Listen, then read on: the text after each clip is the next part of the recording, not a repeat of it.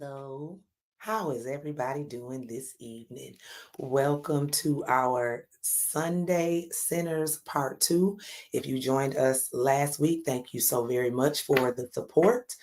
So, we're doing a part 2 because, as I said last Sunday, it is a lot in this film. There are so many things to talk about, themes and history and culture and cultural groups and relationships and character analysis. There's so much to talk about that you can't really get it in one live. A lot of people have been doing reviews of this film. A lot of people have been going live. A lot of people have been like really diving deep into this. And one thing I will say is I've been seeing a lot of people say that some people's opinions and takes are them like stretching, like you reaching. I don't think so.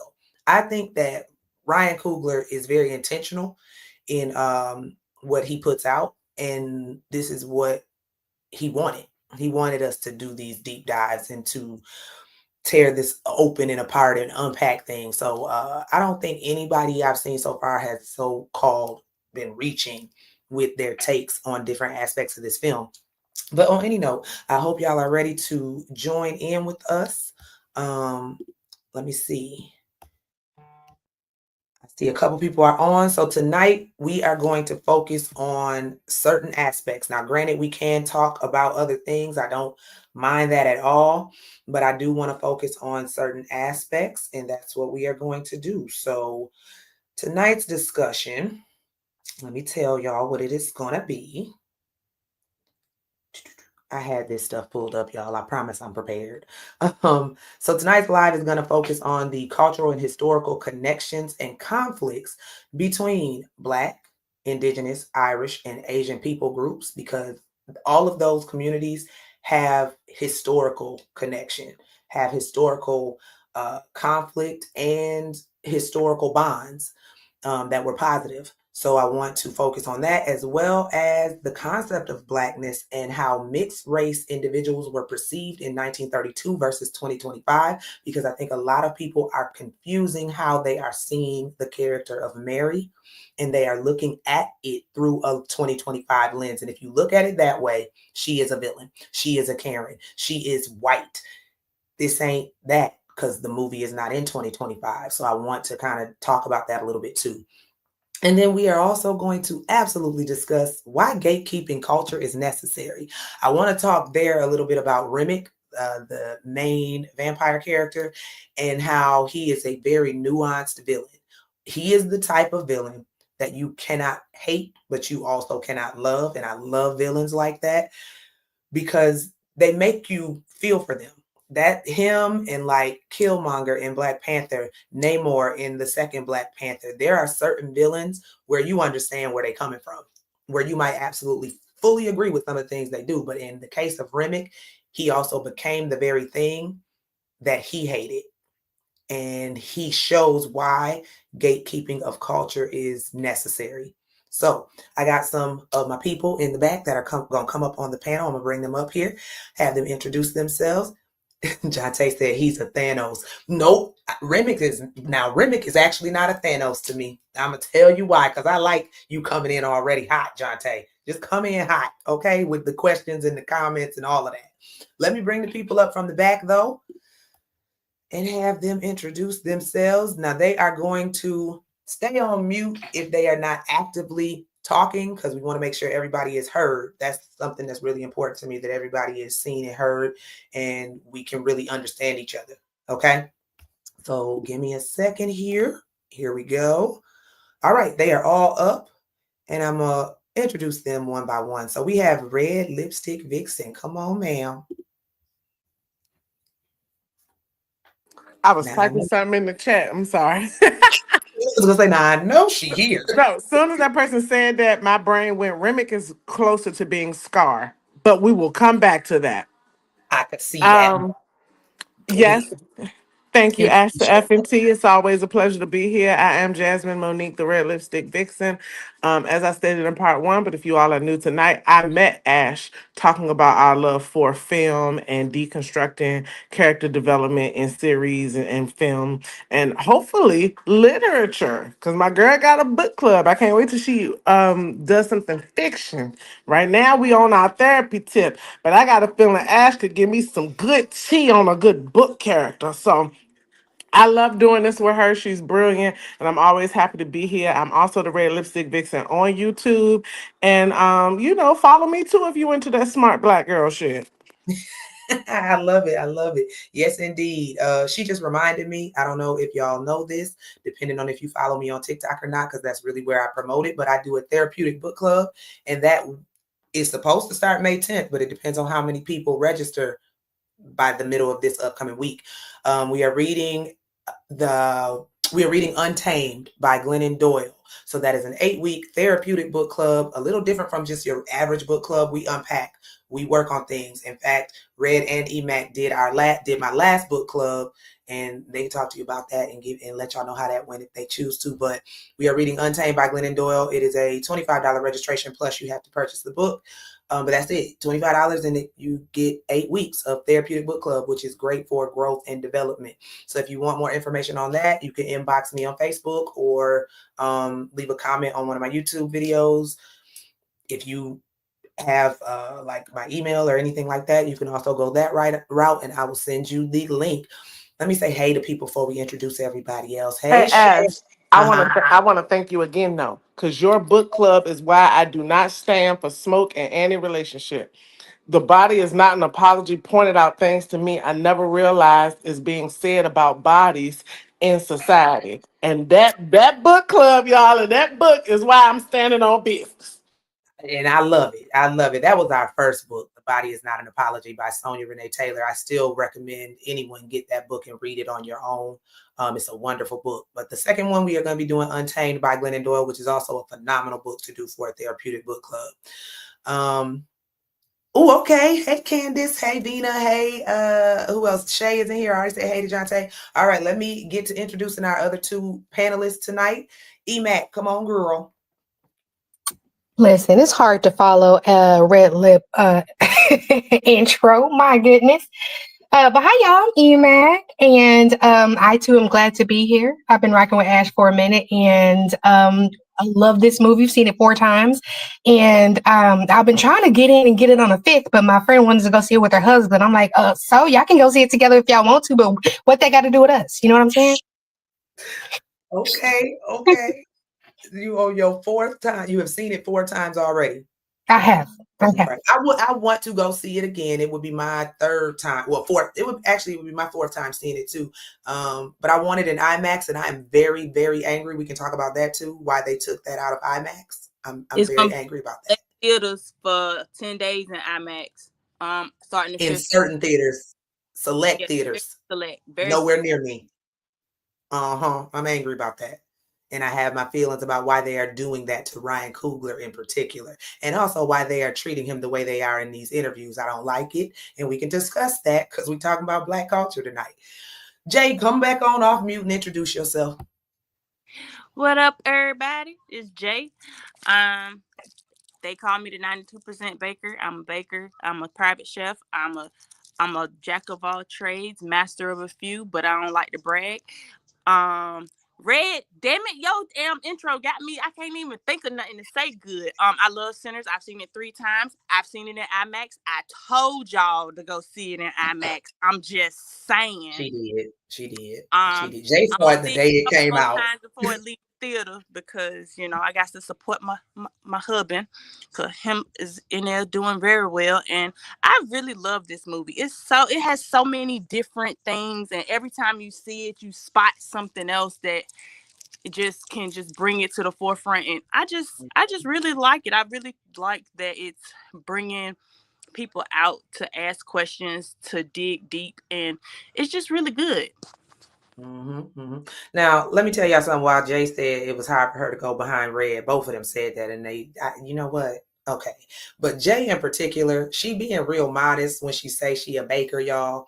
Jay has baked for Madam Vice President Kamala Harris. Let's be clear, okay? Let's be real clear that Madam Vice President Kamala Harris said that Jay's caramel cake was top tier. Let's make sure we know that part.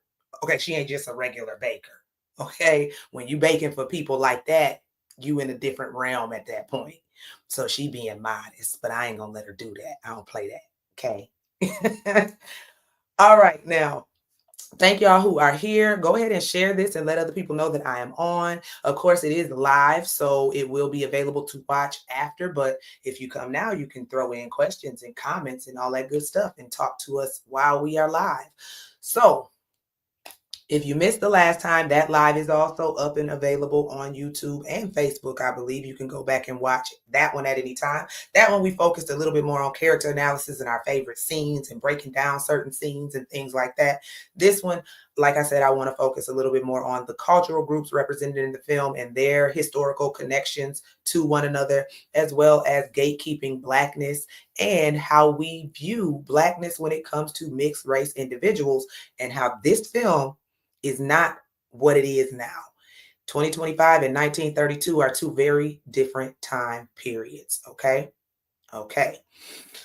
All right. So here's what we are going to get started. So if you ain't here yet, oh well. All right. So first up, and all these ladies got their cameras off, got me feeling some kind of way. I can't have mine off because I'm the host. But on any note, I got my head together and everything. I could have popped on here with my bonnet, but I was trying to do right tonight. But on any note, cultural connections. So I've seen a lot of really great educational and informative takes on the cultural connections with Black. Black is the focus. The focus of the film is Black. Let's be clear. That is the focus. But it is also focused on our connections with other groups, such as Indigenous people groups to this land, like your Choctaw Nation, Asian community, and the Irish community. So wherever y'all want to dive in, feel free. But I'm going to start personally with the Irish connection. I have been talking about that a little bit this week.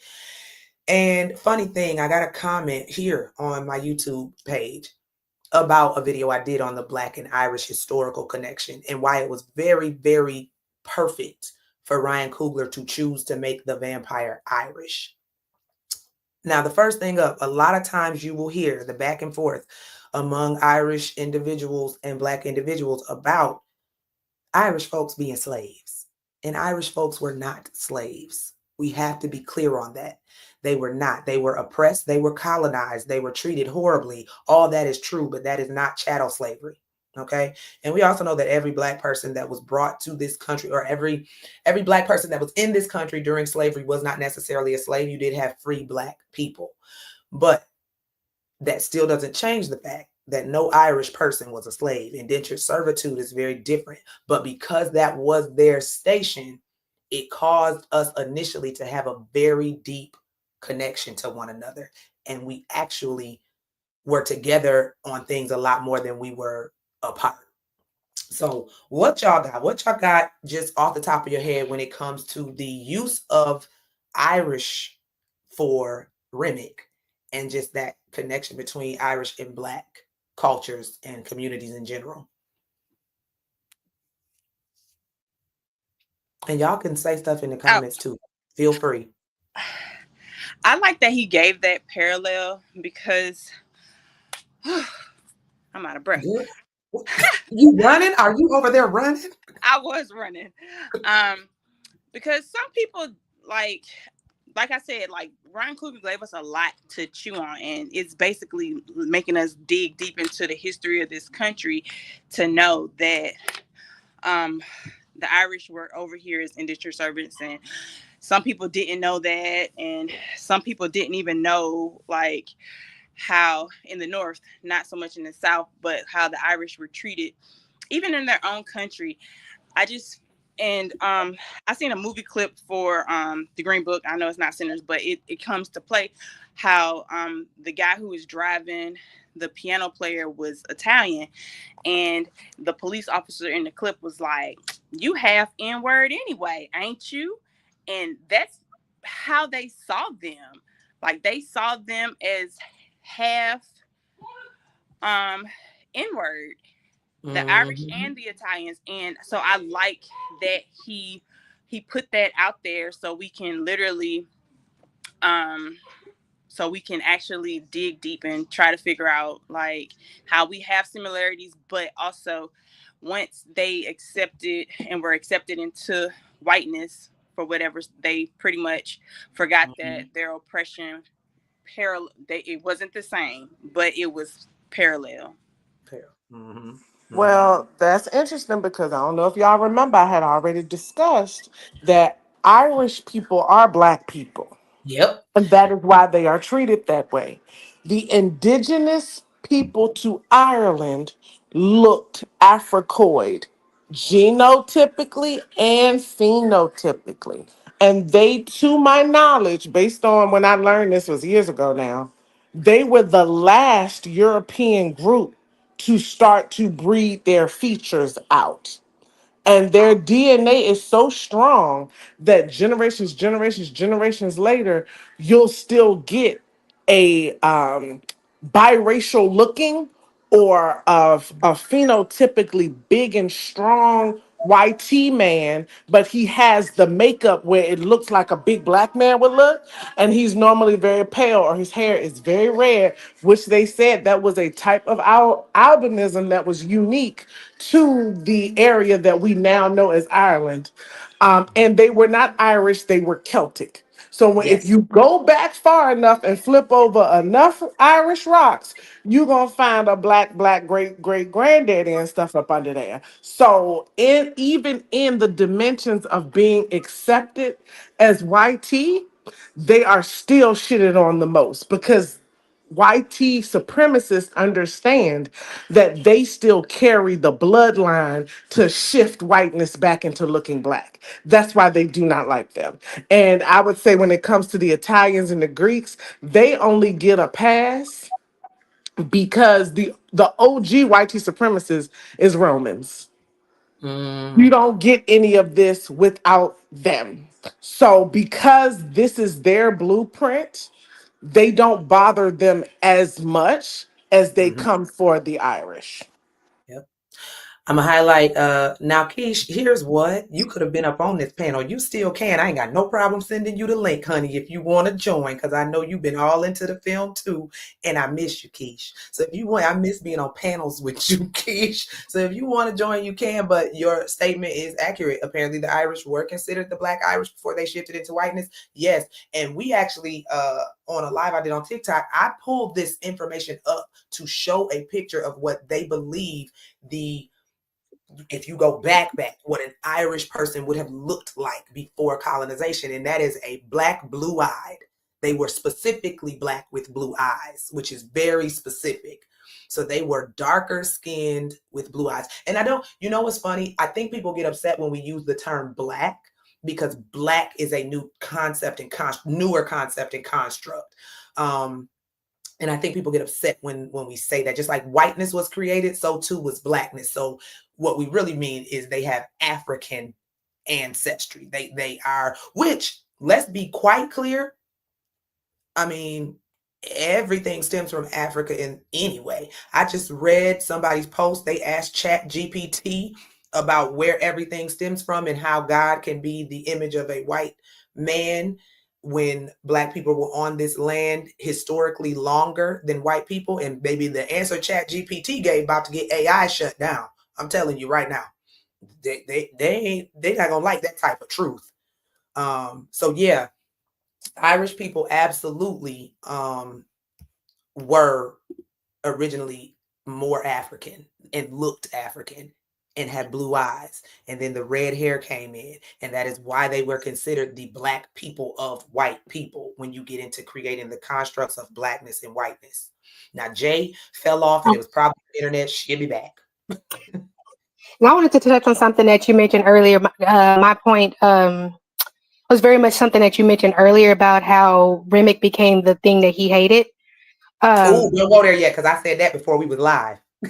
I'm sorry. You sure did. Okay. So, You weren't live so yet. I'm gonna come basically back. what I was going to say, the correlation between him being Irish and the actual Irish, right, is that when white people did see these two these two type of people, the slaves and these poor Irish people, are getting along way too well, and they're about to outnumber us. So let's go ahead and divide and create division. By we're going to create a race to cause that divider, right? So that way we can make them feel like they're a part of us, but they're not really a part of us, right? And so the thing that happened to the Irish as soon as they got a little power is that they did start feeling more superior to us. They did become the slave drivers, right? The ones in the field, the ones who are cracking the whip, so to speak, right? And so they became the same thing that they hated, right? Just like Homeboy did in this movie. So that's the correlation I saw. And I like that you brought that in, because I do need people to realize, and I like I said, I have been really deep diving into like his history and like reading a lot of different things. Emac is right in the fact that during slavery, so people got to realize indentured servitude, typically you were an indentured servant for about 7 years. You pretty much bought your way out of it. So they got brought here for various reasons, right? The Irish immigrants, they got brought here to pay off a debt. They got brought here because they wanted to come to the Americas, and they did so. And the way they paid for it is by being an indentured servant for a certain amount of time. They got brought here as if they got brought here as a criminal. Like there were different things that got them into America, right? But a lot of I read this and I was like, well, that tracks. A lot of the indentured servants who finally paid their way out, like worked the 7 years, paid whatever debt off or paid off coming here, they actually became overseers. A lot of your overseers were the Irish people who came over here as indentured servants. So that really stuck out to me. Like the second you could get your freedom, and the second you could get your freedom, and the second you could align more with what you look like, which was white, you decided, I'll be whatever step up I can be that takes me away from being like these Negroes. That's what I took from finding that out. Ash, Mhm. I learned something very deep about that too. Ooh. So I found out, and I learned this from it was on another panel, and it was a lady who was she specialized as a professor in teaching the history of underprivileged people Mhm. and how we have correlated with each other over the years. And she stated that Black people were so loving and so empathetic that when they met Irish people who could not get work because they refused to be overseers, that they would teach them how to be overseers and let them hit them and stuff to make it look real so that they could keep a job. This is why can't nobody say shit to me about what we done did for other groups and stuff. I cannot imagine being so empathetic that a white man can't get paid to feed his family that I will let him degrade me. We will come up with acts where I will let him degrade me so he can get a job degrading me for real. Like that was crazy work to me. And then she said, for context and for everybody who's interested in this, if y'all remember Roots from back in the day, Mhm. she told me to go back and watch the second Roots.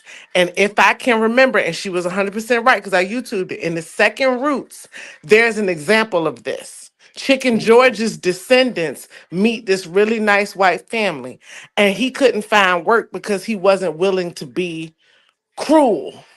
And they Mhm. was taking him home, teaching him how to be cruel, I and he remember would that. come home and he would get off and be like, it sure was tough being terrible like that to y'all today. And they like, but that's what you gotta do. That's crazy work. That to me, that for me, now don't nobody have to agree, but for me, I wonder if we were innately, like I would like to believe that Black folks just throughout history, even when we were on the continent of Africa, the different countries of Africa, I would like to believe that we were innately empathetic, but also empathy has been our downfall so many times. Our empathy has literally been the death of us, the literal death of us, so many times. And it's like, I'm wondering, is that innate to us, or did that come to be because Christianity was given to us a certain way? Like, it makes me question that. Like, why are we so empathetic to our own detriment? It doesn't actually make sense when human beings' innate state is to survive. Innately, we are supposed to be survivors. So if we are supposed to survive, how do we continue to allow our level of empathy to destroy us? I think That's that feeds. I think that feeds into the theory that we're not human. You Mm. know, and that can be good or that can be bad. You know, you have people who grandize us and say we're not of this earth and that we are supernatural extraterrestrial beings and we came to help humans. So that's that. And then on the detrimental side of things, we're animals, right? And animals serve masters, and we can be trained despite our treatment to behave the way a master wants. So I think this pseudo psychology, some of it, and some of it actually being valid, but I think the historic process of how we are viewed as not human and us accepting those non-human narratives have contributed to that behavior.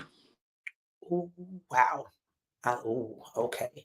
I highlighted Jate's comment here simply because we're getting into gatekeeping in a minute and not inviting everybody to the cookout, closing them doors. Close the door to the juke joint, please, so we don't Come on, die. Marvin Sapp. Come on, Marvin. Close the doors. Close the doors. That's the new one, by the way. We're not doing the cookout no more. It's the juke joint. Okay, it's Yeah, always it's gonna not the be. cookout no more. Listen, it's been the juke joint for me since I watched Color Purple as a child. I didn't want it to go to a juke joint. So let's be clear. It's always been the juke joint for me. I was Suge Avery as a child, okay? That's all it was. Okay, let's see. Let me pop up one of these comments. That turning the other cheek keeps us in bondage, keeps us getting killed and abused. I fully agree. I fully agree. And it's funny how we were specifically, if you look back into the timeline and slavery and Christianity being given to the stolen Africans that were brought here, because I don't even like saying slaves because no, they were stolen and brought here and enslaved.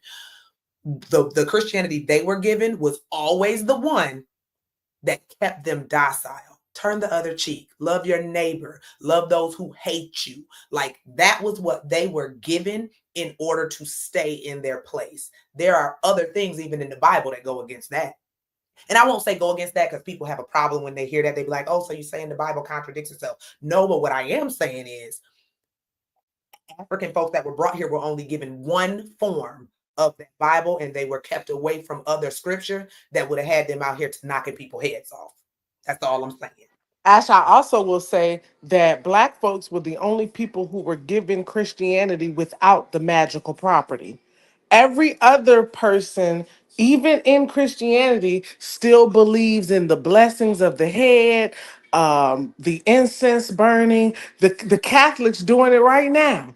It's a movie that just dropped called Conclave, where they going through the politics and the spiritual practices of selecting a new pope. So every other group still got to keep the mysticism half of their belief, but Black folks was giving just the book. And when you bring that into it, that's when you have to start understanding why every African traditional spirituality is demonized. Because the mysticism there is powerful. It's powerful. It at least makes you feel empowered. So you can't empower a people that you're trying to oppress. That doesn't make sense. The more empowered they are, the more Mhm. likely they are to stand up against you. So And also, have you noticed that some of the most powerful religions in the world don't even have a damn book? mm-hmm, Just wanted to throw that out there. mm-hmm, mm-hmm. All right. So hold on. Let me get some of these comments popped up so they can be shown on the screen when people watch this back. They redropped Conclave. Oh, okay. Okay. Team mysticism. All right. Yeah, can't have magical Negroes running around. Listen, which reminds me, sidebar on that one, Shay. That reminds me when that movie, the magical, what was it called? The What was something, the Extraordinary League of Magical the Negroes? Extraordinary League of the Yes, Magical yes. Negroes. I was so angry when I finally found out the actual storyline of that film. I haven't even watched it to this day because of how much that bothered me that You it used to wasn't the watch story. it. it to me. I seen I'm clips. glad it flopped. I am so glad it flopped. I refuse to watch it. It pissed me off so bad. You watched it, Now, Jay? y'all, I seen okay. clips of, that's how I watch most things when I'm not interested. So So mad. 'cause somebody had said they didn't like it, not to watch it, and then so happened that it just popped up on my For You page.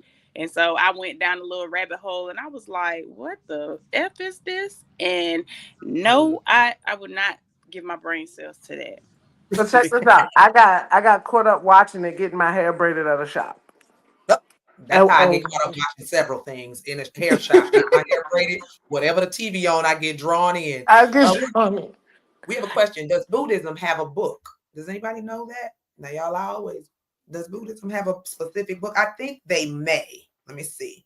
I think they have many books, but they do not have one book that their entire belief is dictated off of. But they are a spiritual system that is very academic. But I don't think they have one historical sacred text. That's what I mean by a book. A lot of religions have books, but we're talking about like the Bible and the Quran is the one book that everyone universally agrees is their sacred text. A lot of religions don't have that. And what I was going to say about the magical Negroes thing is, to my surprise, I ain't telling nobody to watch it because I won't go watch it either. But to my surprise, it was not a bunch of raccooning like you think. It was a social snarky commentary on being a raccoon in film. I might watch it now. See, now I might watch it. That made it totally different because David Allen Greer is in it. So they are not condoning it. They are saying stop doing this shit. It was more of it was like a parody because and I promise you this is semi-relevant. The last magical Negro I saw in a film that was totally unnecessary was when Alfre Woodard sacrifices herself in Annabelle. I thought that was so damn stupid. And they never fully fleshed that out or explained why it was necessary for her to do that. And not only was that sacrifice successful, it was so successful that the doll moved on from them entirely after getting that one black soul. And can you imagine an old black woman being more valuable than a baby of any race? So I thought that was pretty interesting that even demons prefer us over white humans. But I'll land there.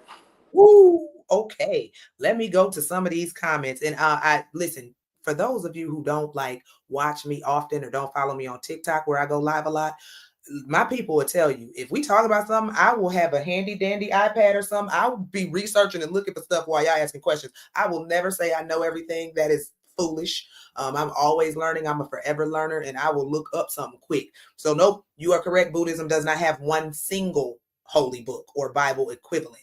It is different canonical texts and traditions, each with its own set of scriptures. So it's a lot going on there. It's not just one book that they hold as the book. And real quick on that too, a lot of y'all fall into idolizing the Bible. That can be an idol too. I hope y'all are aware of that out there, believers. I mean, I grew up in the church. I still have my belief, but a lot of y'all idolize the Bible. You have made it an idol, and that is also a problem. Now, next up, because I'm going to go to it. Hold on. John Tate said, I was told by an elder that the book of Psalms is really spells of heal, and it is. it is. And from what I have studied and learned and gone to school for, it quite literally is. But you will have folks fighting you tooth and nail to tell you that it's not. And we brought this up in the last live too, when I told people, especially those people who grew up Kojic. The Kojic church was started by a root worker who wanted to incorporate it into the church. And they fought him on it a little bit. But he was born of a root worker. His grandmama was a root worker, and he was a root worker. C.H. Mason was the founder of the Kojic Church, and he knew that there is nothing wrong with incorporating what we already knew of God into what they gave us of God. So that's just my little take on that. Let's see. Now, here's one from Candace. I read that Remick was after the soul of Black folks, the music, because the Irish lost their soul by assimilating to white American culture. Yes. Eat down, Candace. Eat down. That was a Eat place. down. Because that's exactly what it was. And that's why I said we can roll over into that, since we still talking about the Irish right now, and we're gonna go to the other culture groups. But that is why I said that Remick's character was so interesting to me. And I love that type of villain that is nuanced, because even though he had validity in why he was upset and why he wanted to see his people again, he also had fully assimilated into whiteness. I won't even say white American culture. Whiteness doesn't have a culture. Let's be quite clear. And folks can get mad as they want to get, but it doesn't. Something created can't have a culture. So there's that. But yes, he was after the soul of Black folks through that music that broke the veil. And that is because when now not every Irish person did this, but for the multitudes who did, for the multitudes of Irish people who chose whiteness over their own culture, they lost their culture, because you can't keep your culture, a culture that you have been oppressed over, and be in whiteness and have that privilege, because whiteness will not view you in the same way that you are seeking to be viewed to get ahead. So they knew that they had to let go of culture in order to progress. But that progression cost them that. So, yeah. But I also feel like, knowing what we know about the ancestral Celtic people being Black, he also needed to reach his ancestors who were Black. I really think that that's why it had to be a Black voice, because who he comes from is Black folk. The Mm-hmm. magic, the foundation, the root of all human beings is what we would phenotypically call a Black person. Mm-hmm. And let's be just to throw something a little bit more positive in there with the combination of cultures. I said this on a video that I just recently did, I think yesterday. One of the cool things that came from the combination of African culture and Irish culture is tap. Tap dancing literally is the combination of Western African dance and Irish dance combined. And a cool note that Keish, my girl, Keish Capri, she tagged me in it. Did y'all know, when Irish people river dance, they keep their arms to their side?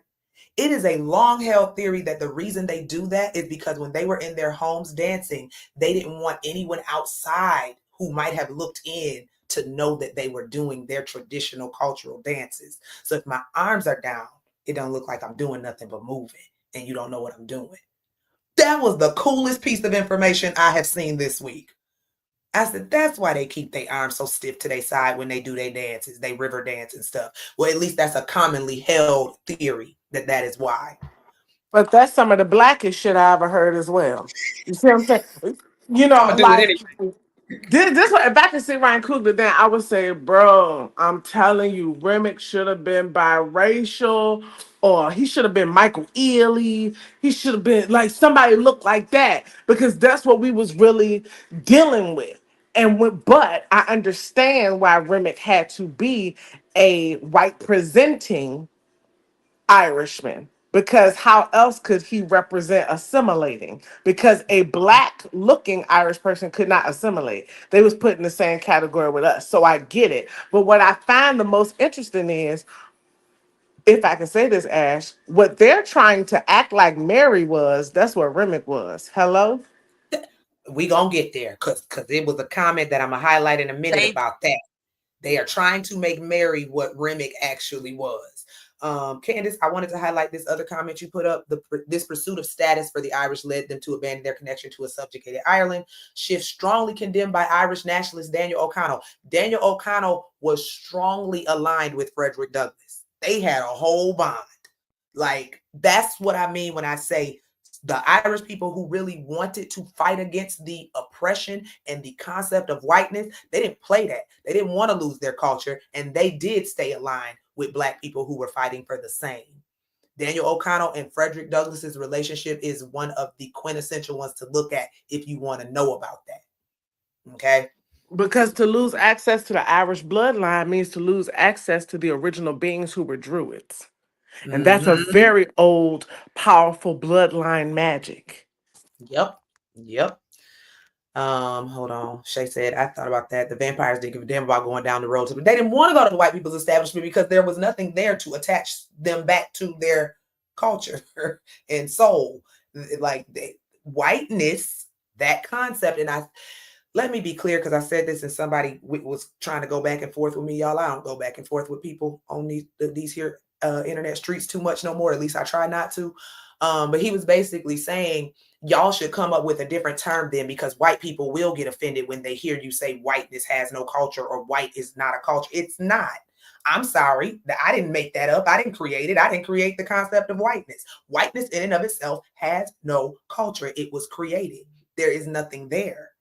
The culture is what they gave up, which is I was Irish or Polish or Swedish, or those are the cultures. Whiteness was created to bring all those cultures together, but because before whiteness became a concept, all of those were fragmented. The Irish people minded their business. The Italian people minded their business. Swedish people minded their bit. Like everybody was separate. But in order to gain power and traction, you bring all these people who have a similar phenotype together. So now there are more of you and you are the majority and you can obtain power. So no, whiteness has no culture. It's a conglomeration of people who chose to forego their culture. That's all that is. And if you think it hurts, if you think it hurts your feelings to tell you ain't got no culture, I could really slice your ass up with this razor blades and lemon juice by telling you traded in having true culture for an artificial culture of colonization, warfare, genocide, and racism. That's your culture. So do you want me to tell you the truth about what your culture became? Or do you want me to just say you don't have a culture that's aligned with the traditions of your bloodline anymore? Because those are two different statements. I'm showing you kindness by saying you no longer have a culture that's affiliated with your original bloodline. That's showing you kindness, because y'all thought that shit was okay to say about black folks. Black Americans don't have any culture.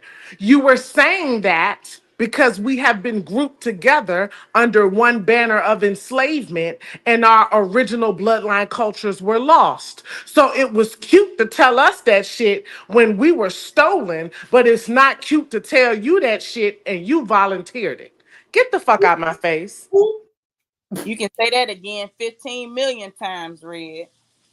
And the funny thing is, even though it is so odd, but even though our ancestors were stolen, enslaved, forced to assimilate, forced to pretty much, they tried to brainwash our original cultures out of us, some of it still stayed and stuck. There was nothing they could do. There are still things to this day that Black people in this country do, Black people who are the descendants of slaves, that you see people in the motherland do. And it's like, did we grow up the same? But we were taken from that culture. How is it that we still know this? How is it that we still do this innately? How is it that this is still a part of our culture? Because you couldn't, no matter how hard they tried, they could not make it all go away for us. We were not willing to lose it all. We did things in secret. We passed down knowledge in secret. That's it, and that's all. We weren't as readily willing to assimilate. Now, some of our people were, but the majority of them were not. The majority of them were not willing to fully assimilate into something that would force them to then no longer have an attachment to their culture and their ancestors. That's just what it is. Let me pop some of these on here real quick. Not Beyonce had Irish dancing at the show. Appropriate, very appropriate, agreed. I want to go back to one or two comments real quick. Vina said that she prays Psalms 91 every day and feels spiritual movement when she does. The Psalms are literally, that's what they are. Like, I don't know why people fight against that point so much, but that's just what it is. And I'm going to go back But to... I would like to ask her, Ashley, is it the psalm or is it your voice, baby? Is it the psalm or is it a gift that you have similar to Sammie, that when you speak that psalm, you give it that life? That's a question to consider. All right, Keish said people were pissed because they thought the love interest was white. We're going to get to that too in just a second. And I said I popped that comment on the screen just because Red mentioned that people thought Mary was the villain instead, and she wasn't. So I want to make sure I highlighted that. Now let me come back down here, because this was the last comment I definitely had to put on here. Shay said, A commenter blew her mind and said the process of vampires biting people and turning into vampires was mirroring Christians dying to self and adopting the mind of Christ. Baby, the way that's going to piss so many people off. I can see it though, but that's going to be a hard pill to swallow because I don't think people really ever want to admit that no matter what religion it is, whether it's Christianity, whether it's Islam, whether it's Judaism, whether it's Hindu, you get indoctrinated into it. We are not born Christian. You are not born that. This is why all people get real mad when some of us as Black people say I was born Black. I'm Black first. Or if I say like I was born female, I identify as such. I'm a woman first. People get mad at that. Like I wasn't born Christian. I had to be taught that. I had to be taken to church. I had to be taken to Sunday school. I had to be read the scriptures. I had to decide for myself that this is what I believe. That is not something you innately are. It's something you are given. So yes, you have to literally cut off certain things in order to adopt that full mindset. And that's just what it is. All right. Let me see. Okay, so let me see something. Maybe I pray silently most mornings. I know I have gifts. Oh wait, I'm reading that and not popping it on the screen. My fault. Then it said to your question, maybe she prays silently most mornings and she knows she has gifts, still learning them. Even in silence, you still have power. I just want to say that. Now, we have been talking so far about the Irish and Black connection. Okay, so far we have been talking about the Irish and funny thing, did y'all know? Like, I know I knew this just because it's common sense, but there are so many Black people in this country who have more Irish ancestry than Irish people have. Like a lot of Black people in the States have a lot of Irish ancestry. Like a whole lot. Just to let y'all, if y'all want to do y'all little DNA thing, find out how much of it you might have. It's there. It could be there. All right. Let me see. More like indoctrinated and brainwashed. Let me see. I saw it on Threads and Homeboy Rattled the Wasp Nest that Christians were pissed. They said the movie is making people get beside themselves. No, the movie is making people ask questions. I have never been of the mindset that any question we have is too big for God. Okay. Like I said, I've been deconstructed for a while. I still have my belief, and I can't stand when any person who follows the Christian faith tries to tell someone that what they are saying or what they are asking is wrong or too much or you doing too much. Who are you? You putting God in a box. I choose not to. I can ask God anything I want to. I can have these kind of conversations. If you can't, that is not my problem. Also, I have always argued that God of the Christian Bible, in fact, does not say you cannot question him to learn or understand. He says something along the lines of, you cannot question him as if you have an authority over what he does. That's what that means. You can't be like, God, who told you to do some shit like that? That's the attitude. But Thank you. hey God, why would you take me through this? Hey God, what does this mean? As a matter of fact, that is encouraged. That's why those that God hand selected, of course, in the Christian stories, he talks to.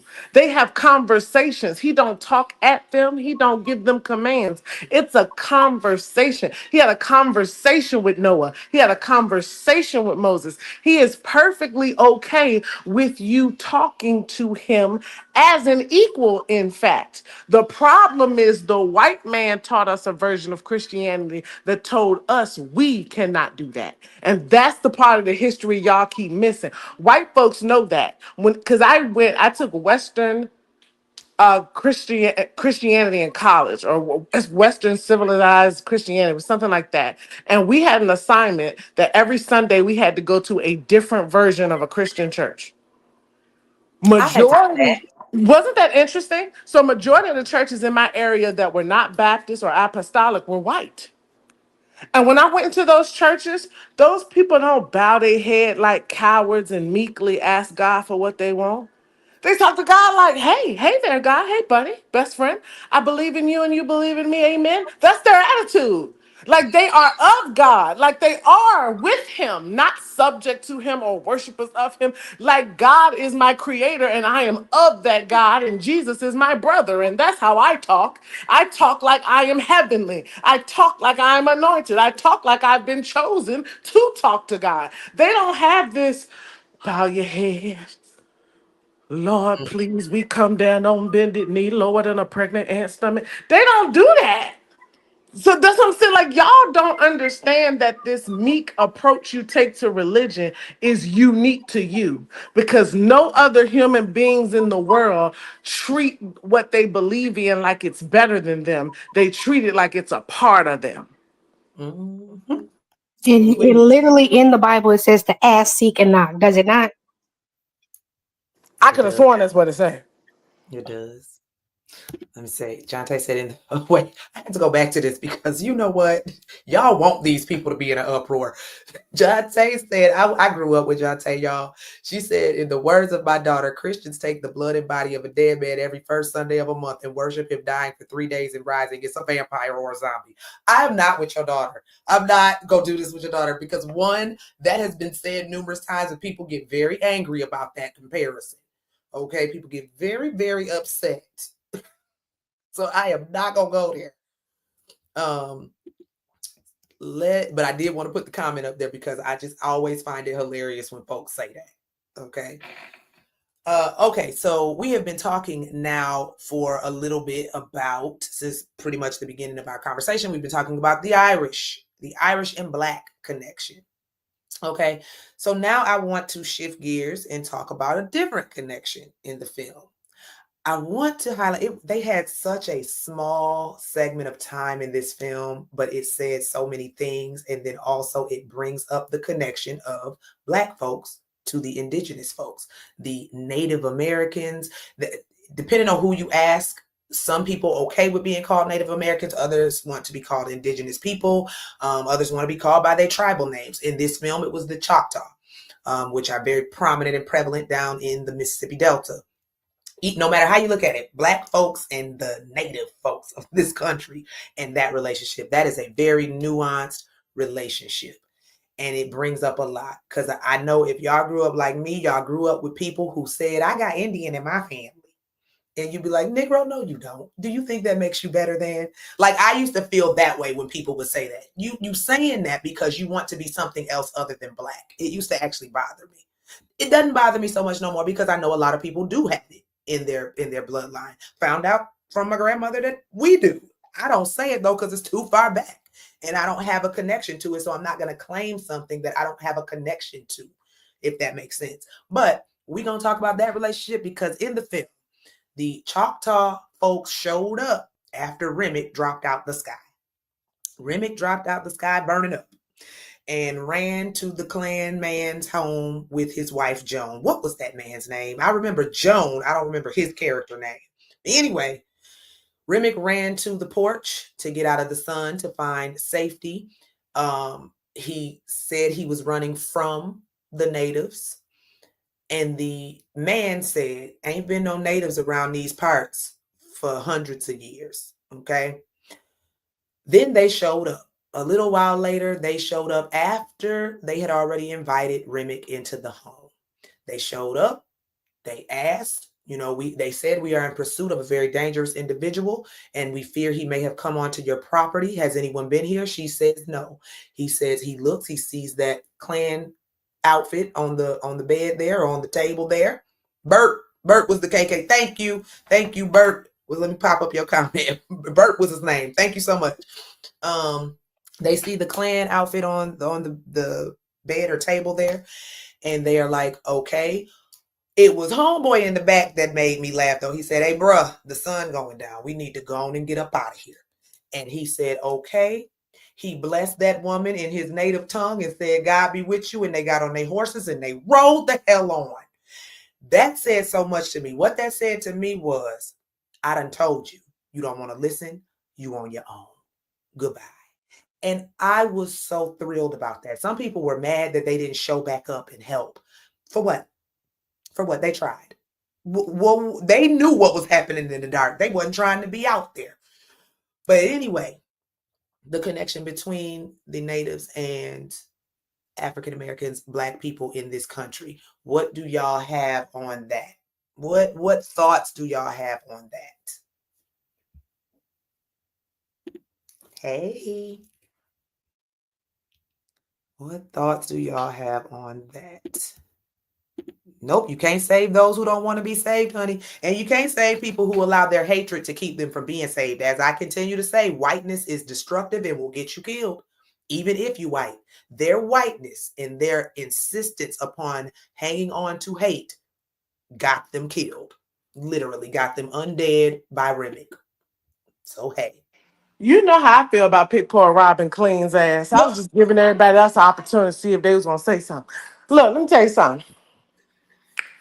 First of all, let the Native Americans be an example to you that if you keep your culture, even if you gotta almost be slaughtered, even if you gotta be reduced to plots of land, whatever it take, if you keep who you are and what you come from, you can defeat any fucking thing.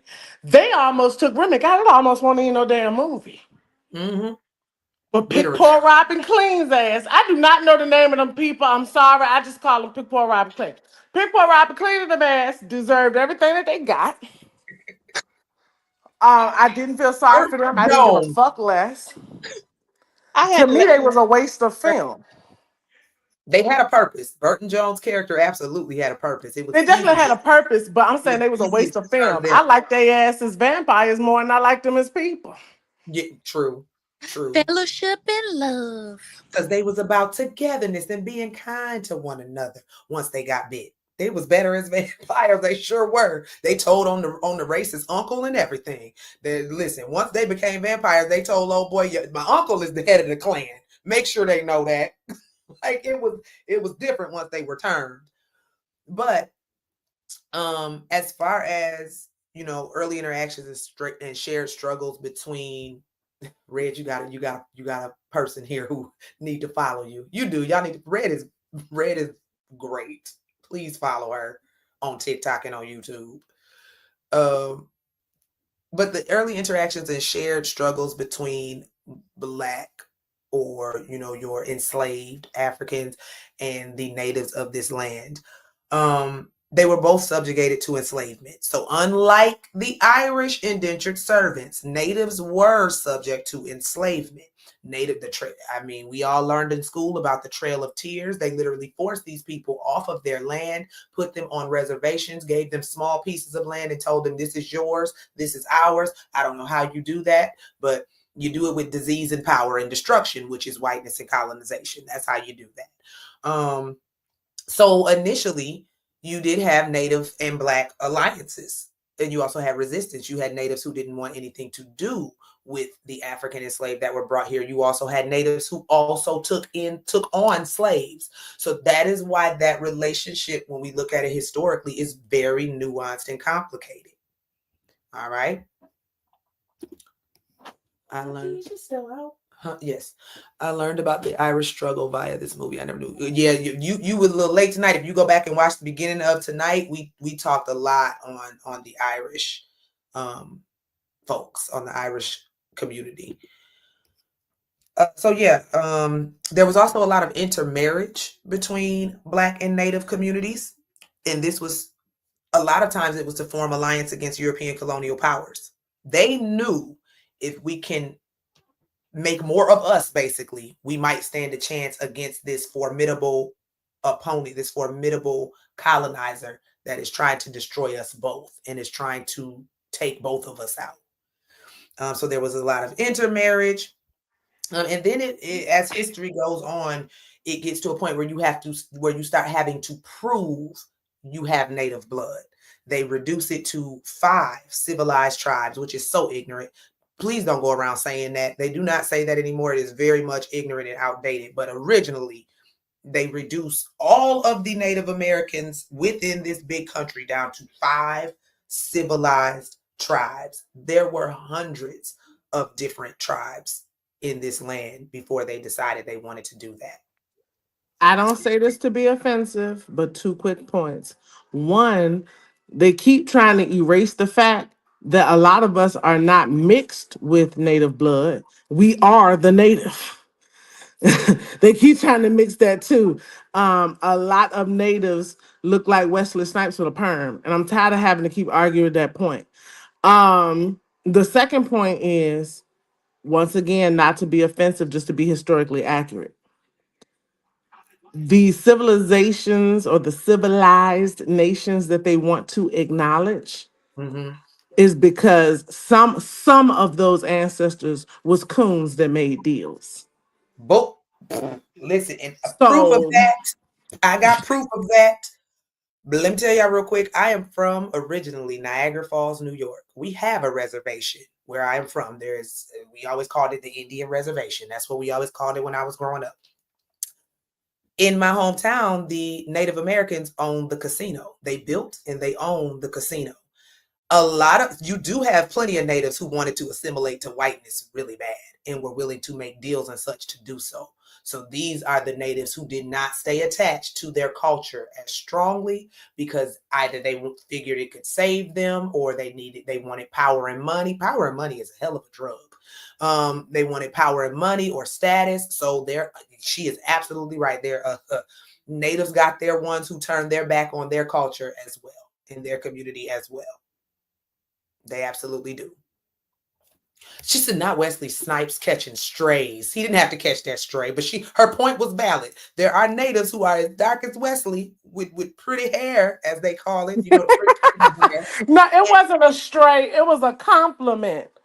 It's to say that our bloodline, let me stop trying to be bougie. Black ass people have been here. Not mixed people, not this happened in this Atlantic slave trade. The Moors, the American Indian, even the Chinese are all reported to have Black ancestors that traveled by different means to their civilizations that later becomes their own cultures and own phenotypes. That's a fact. That's not speculation. That's not pro-Black babble. That is a fact. Black people had been explorers. That was nothing fucking new. And some of them had already come over here and made their own tribes. That's why a lot of American Indian folklore is damn near identical to African folklore. They were a tribe in Africa for real. And they came to America and just stayed. Everybody ain't, this hybrid Indian or something like that. That's why when you get your 23andMe done, it'll tell you just Black. And you like, but I'm mixed with Indian. No, you're not mixed. You're the Black Indian. It's you. Like, you can have African ancestry and African blood and still be from this land. And that's something they don't want you to know. Everybody got African blood because everybody is a descendant of those human beings. So this argument becomes circular when you're watching these type of movies. And that's why I say, to put it in context to what we're talking about, the reason why the Irish was a good choice is because they're still Black and they are white passing. And they are Black people trying to show other Black people what it could be like for them if they assimilated to whiteness, period. Mm-hmm. Mm-hmm. Yes, indeed. Okay. Venus said, I had that comment popped up. Venus said that Choctaw in Oklahoma own casinos. You know what? Something I found out wasn't true. I'm going to say it and I'm going to tell y'all the truth of the matter because I always thought it was true because it was what I always heard. Have any of y'all heard that only Native Americans of this land could even own casinos? I heard that at one point and I thought it was true. I know casinos have to be near a waterway. I think that's true. But for a long time, there were people saying, yeah, only Native Americans are allowed to even run and own casinos. That's actually not true. That's not true. But they are the only ones allowed to have a casino on their lands. So if it's a reservation, nobody else can come in there and run and own a casino. Only they can. But other people can have a casino that are not native to this country. It just can't be on a reservation. But I didn't know that. For the longest, I thought only they could have casinos. Why does it have to be near water? Did anybody know that? It's giving a witchcrafty type vibe. I don't know the reason for that, but I know that one to be true. All casinos are near some type of water. whether it's the Mississippi River, where I'm from, we have Niagara Falls, we have the actual falls, the casino is right there by the actual falls. Yeah, it's a casino coming here, and it's by some historic water in Petersburg when we get into our first one. But my thing is, I'm gonna take the time to do the research to find out what's the correlation of losing or winning money by water. What is that? Mm. It's something to that, because That, y'all, it's so serious. You made it a damn restriction, like you made it a requirement and shit. Like it's something to it. yep. It not only that, but this commenter said, I don't want to say your name wrong. That's the only reason I didn't say your name. But I heard natives own most casinos. I wonder why casinos though. Why? They are not the only ones who can, but I too know that a lot of casinos are owned by natives, Native Americans or indigenous people. So, but back to Red's point too about, you know, Black people and other culture groups being on this land prior to colonization, and folks not understanding that is actually very true too. That is like, that has been researched and studied, and they have followed and traced lines and things from when all the continents were still connected in the Pangea. That is literally true. There were already Black indigenous people in this land before colonization. So you absolutely can be Black and indigenous to this country. Now, is that probably going to be, well, I don't even know if I could say, is it going to be the majority? It could be. Like, granted, a lot of people were brought over here on ships through the transatlantic slave trade, but we don't know how many people were indigenous to this country that were Black before that. We don't know that. Let me see. Because the white man loves to drink and gamble their souls away. You know what? We Indians like, well, we gonna make sure we help y'all out with that, since y'all took from us in the first place. You know what though, Ashley? I've given up on trying to figure out what the percentage of us could be indigenous and what percentage of us could be African. Because at the end of the day, what makes it so hard is that if you DNA test everybody, the damn results is African every time. You see what I'm saying? Like if no matter what our DNA test gonna say we African, then we still can't actually prove, are we African because they came here and we're mixed? Are we African because we're from there and we were mixed? Like the question can't be answered because every living human being got African, or I don't even like saying African. I want to say original humanoid DNA, Mm. because that continent has existed longer than it's been called that name. And Mm-hmm. when you learn the history of names and geography, and you realize that that continent is named after its conqueror, Mm-hmm. it's sort of an insult to try to call a culture of people their conqueror's name. It's weird for me. I don't know what to call them. I think historically they say the whole continent was referred to as Ethiopia. But I never got a solid answer on that. That's something I would have to do more research, so do not quote me. But it's very hard to call us or anyone African when nobody before that conqueror came identified that area as that. So, whatever the real name of that continent is, every living human being is a descendant of that real place. Mm-hmm. Mm-hmm. Mm-hmm. Okay. So moving through that, as far as the relationship between natives and Black folks, we know that has a long history, a very long history. Specifically, when I say Black folks, I am talking about the enslaved who were brought here, specifically, not necessarily the people who were indigenous to this land, because they already had their own thing going on before anybody ever came over here trying to steal a land that was already full of people. I will never understand that, how you discover something that people already reside in. But the relationship specifically between those brought here or kidnapped and brought here and the natives who already were here, that to me, the film's depiction says a lot as far as what it still is. Them people came and tried to help. Now, granted, they didn't specifically try to help the Black folks because they didn't even have any interaction with them. Their only interaction were with the white couple. but they showed their face. You knew by what they said that they knew what was going on. They had been chasing Remick for a long time. Their ancestors had likely been chasing Remick, because we learned too that Remick has been around for almost 1,300 years. Remick has been around since before Ireland was colonized, because he says in the film, they stole my father's home and land. They stole it. So he's been there since before Ireland was colonized. Remick is old, 1,300 years old, give or take.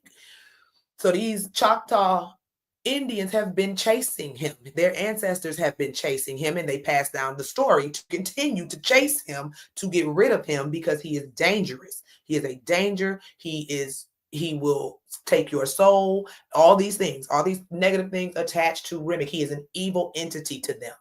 So they know how to fight an evil entity. They show that, but they ain't gonna fight him at night. And they said, we gonna head on down the road on our horses, and you, if you let them in, you already messed up. If you let them in, you already messed up, and this is no longer our business because it's getting dark. Good night. So that was their only role in the movie, and I think that still speaks to how they really do be minding their business in real life. Like in real life still. That we go over to in my hometown, we go to the res for different things, like food, shopping, gas. Like people go out there for all sorts of things because it's stores and stuff. But baby, them people mind their business. They still to this day mind their business. They do. They really do. Because I mean, what else can they do?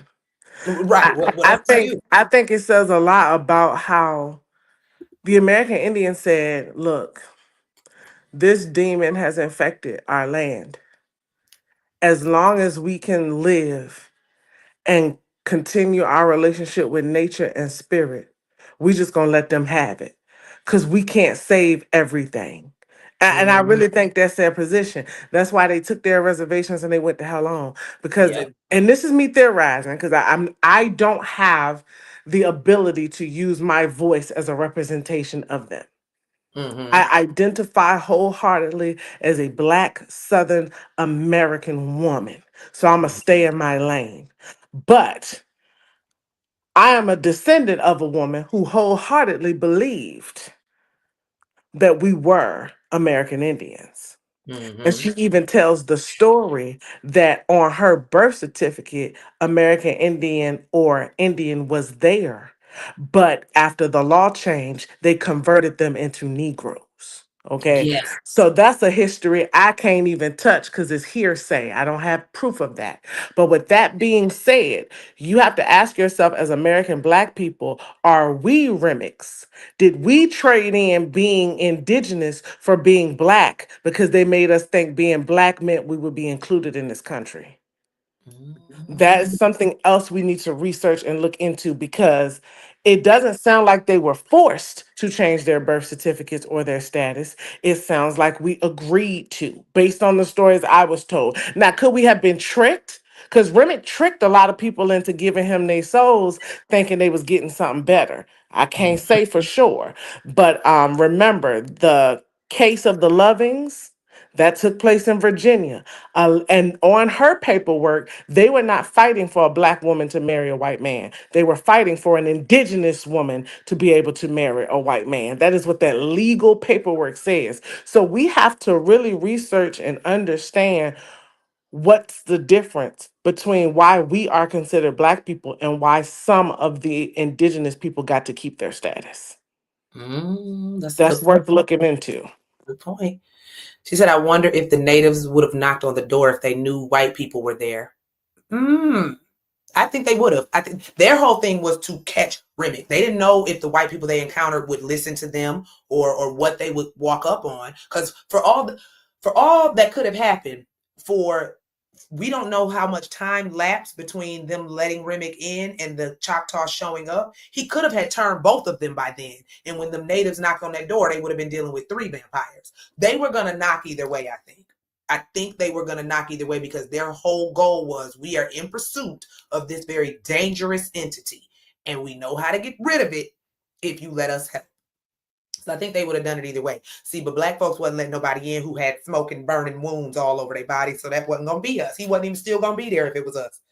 I also think not only would we not have let them in, I think Black folks would have helped. I feel like if that same scenario had happened, it would have been somebody like Annie in the family who recognized what the hell was going down. Because black people try to act like we are Christians, but we're not. Some people are hiding under the banner of Christianity to blend in with their loved ones so they won't be left out. It's Mm, always somebody, old Christian aunt or grandma or somebody that just conveniently know about witchcraft and shit out the blue. And I right, think it would have been somebody in the house that said, that white man could just walk in here if he wanted to. It's 1932. Why is right. he begging us and asking us for mercy? Somebody would have peeped that game and they would have said, who chasing you? Indians? Yeah, you go ahead and stay out there. And we would have willingly closed the door. Or we would have lied and act like it was okay for him to come in, jumped his ass, and then sent him back to the Indians to dispose of. Because he Mm, was still weak. The only he reason was why he weak. got the drop on them is because they let him come into the darkest corner of their house to regenerate. Regenerate. Yep. And that says a lot about white tea people. Why is it so dark in your motherfucking house? It was way too bright for it to have been jet black dark in their damn house. You couldn't see nothing in that room but the blood on Remick's face. Why was it so dark in their goddamn house? They ain't had no Already, windows. The already hell was going on? before the sun even went down, it was dark in their house. Yep. Not he said or offered them some garlic. Windows, they ain't had no lanterns. They ain't had nothing. It was like the Nothing. one window Nothing. in that room. And why Bert take him all the way in the back All the in the way back? back in the room with Why the you had to crib. go all the way back in the baby room? Why you couldn't sit in the living room? Oh yeah, because black people might let you in, but I ain't letting you in my bedroom. I don't Yeah. know a black person yet that let you in their damn room. Mm-mm. You know, and that's to save you anything. I don't even give a damn for you family. Some people go, who that in my room? What you Yep. in there for? You know, who brings you to their bedroom? That shit was crazy work. Absolutely, absolutely. But yeah, them natives, they did what they were supposed to do. They played their part in the film. And hey to you, Braxton. I want to make sure I say hi and highlight that you are from Louisiana, where there is definitely a lot of native ancestry is in Louisiana. Now, when somebody from Louisiana say they got native in it, native in them, I believe them. I believe them because they listen. That Cajun Creole mix is a lot of stuff. French, Spanish, native, what? It's a lot of stuff. So I be believing it when people from Louisiana say it.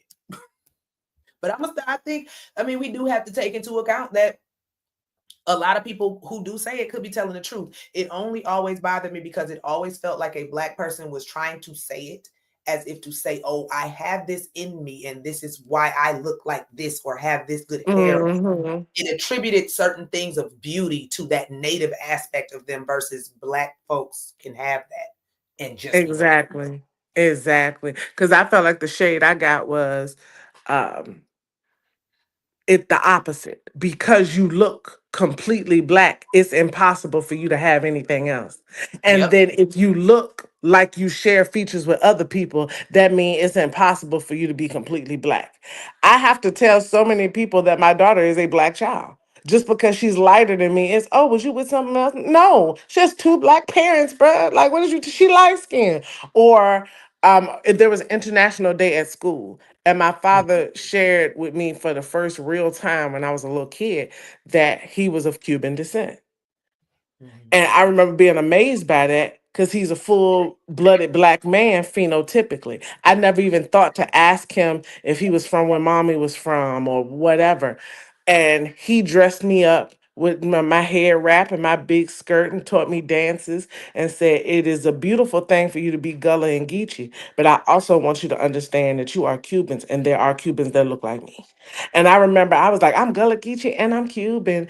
And I remember black children repeating the sentiments of their black parents going, you just an N-word. Why all of a sudden you trying to act like you from Cuba? And I never said it to shit on them, but that's how they perceived it. That's how So it it's also perceived. says a lot about black people who don't believe they can be anything other than black. You reminded me of a video that it was going viral a little bit not too long ago, like maybe within the last month. It was a dollar store in Florida, and I think it was Florida. It might have been Georgia, but a dark skinned man looked like a black man was in there in line paying for his stuff, and the Hispanic workers that were working behind the register were speaking in Spanish, but they were saying derogatory things about black people. And he started speaking in Spanish and said, "I'm Cuban, baby. I know exactly what you're saying." And she was just, "No, I didn't mean I did." "Yes, you did. You meant it. And you didn't think I knew what you were saying because you viewed me as just a black man. And even black men can know Spanish. So why would you do that?" It was so funny, though, when they heard him speak and have that like Cuban, because when he said it, like it's different. When you hear people speak Spanish, you can tell somebody who learned Spanish versus somebody who grew up with Spanish and are Cuban or Dominican and they have a certain accent with it. He spoke it and they were like, "Whoa, what? What? You black though?" "No, I'm Cuban. That's what I am. Yeah, I ain't black."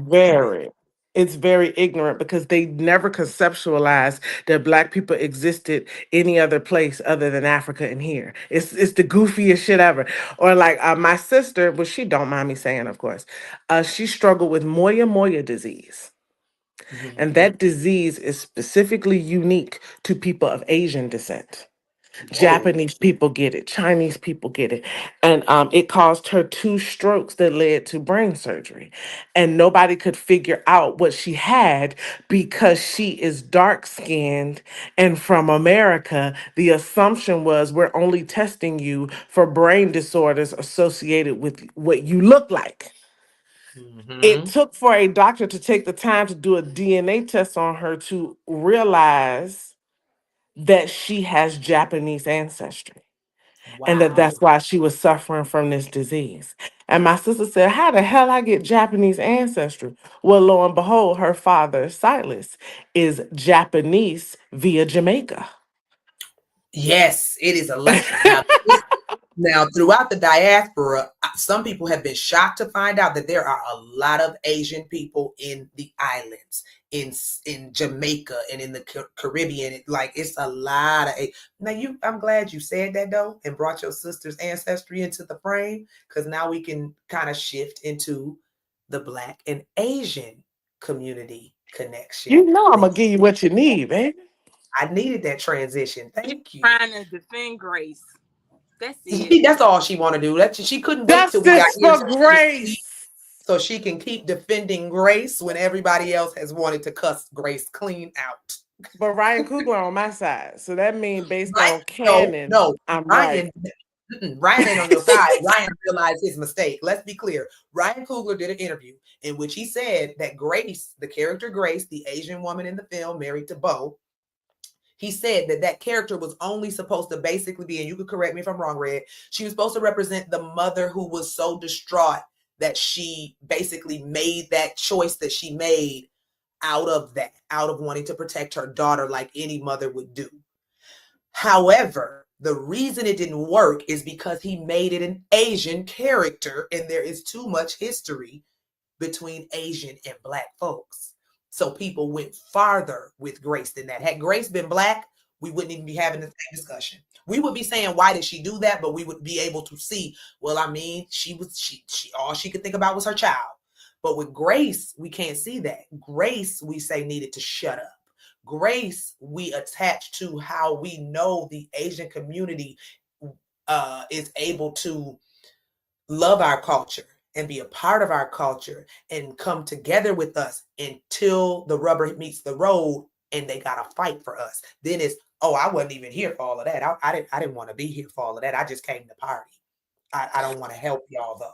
I don't like Now, y'all. Ryan should have knew better. Cause he come from California, where Miss Hurry Up and Buy shot Latasha. Oh Exactly. shit. He should have known better just with that story from his home, from where he's from. He should have known not to make that woman Asian if he was looking for a different storyline there. But this is what happens when Hollywood is trying to overly press inclusion. I feel like if inclusion naturally happens, it's cool. But when you are now holding storytellers to the standard of enforcing inclusion, you're putting them in spots that don't make sense for them to be there. And Grace is a victim of this situation because I told y'all in the last live, and I repeat it for the people who here tonight. Y'all could have called me every name in the book, but Grace was cooking. Grace was gracing. Because I'm going to tell y'all right now, if you call me and say, hey, Red, I need you to come over here, fry some catfish, and make a sign. And I go, oh, okay, me and my band, we come and turn up. We're going to make the sign and we're going to fry the fish. We get out there, and this demon bitch is giving out coochie and biting people's necks and killing them. Shoot guns and broke out all kinds of stuff that happened. Jam unless you could. All kinds of stuff that happened. I'm telling my man right now, get your ass in the car, cause that bitch ain't finna get you. That's the first. Like y'all not really thinking what you really would do. I know too many black people who is not standing around for no vampire apocalypse. Y'all hauling ass. So my thing is, don't hold Grace to a higher standard than we hold ourselves. A lot of y'all wouldn't help save no black people neither. And I'm telling y'all right now, say about me what you want to say. If my baby girl is at home waiting for me to get home in 1932, and I know that she's a young immigrant and a girl, which means she has no rights, no assistance, no one's coming to get her, and we in the middle of the Delta. Damn everybody in here. And And that's real. I don't think y'all real enough about that. as a mother, I wholeheartedly agree with you. As a mother, I fully agree with you. I told you it was never my problem that Grace wanted to get back to save her daughter. My issue was her sending Bo out in the first place.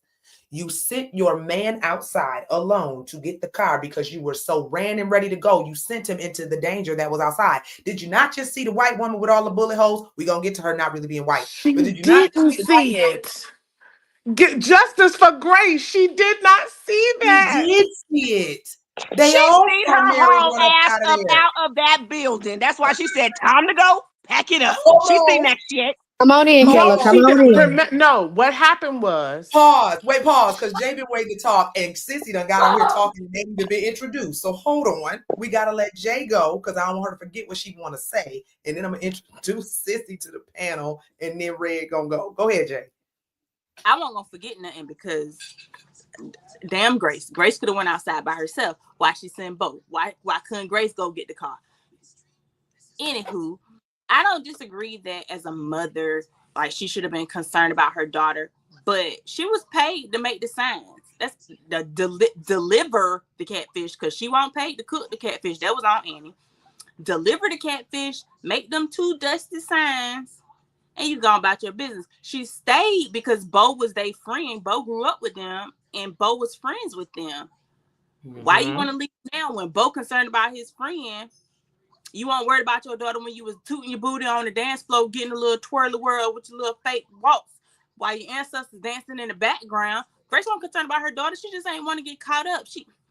I agree. I don't think she saw that Mary was shot up, but she did see Mary fly out the room, and they heard she did. So why would you? And then my biggest thing is, why would you send your husband outside to get the car when everybody who went outside car was still not moved? All the cars were stationary. None of their lights was on. None of their cars were running. Why would you send him out there? And it seems like absolutely nobody had left. And then when he came up and baby, the car warm, he jingling the keys in his hand. Like, go look at it. I'm gonna go look at it again because that's my jam. Please watch it again because y'all be telling this story out of sequence. Car warmed up, won't you come outside? He jingling the keys. The car outside, baby, let's go. Or you can let me in. Why y'all do Bo like that? He had me right there. Bo was fine as hell in that moment. Who could cry? She could have went outside with Bo and got the business. They should have let her outside. They were restrained. Like, this is what I'm saying. Once again, y'all do Grace the same way y'all do Mary. It's a lot of projection here, and I'm sick of it. Justice for Grace. In the context of the story and the sequence of the true events, y'all are not telling it right.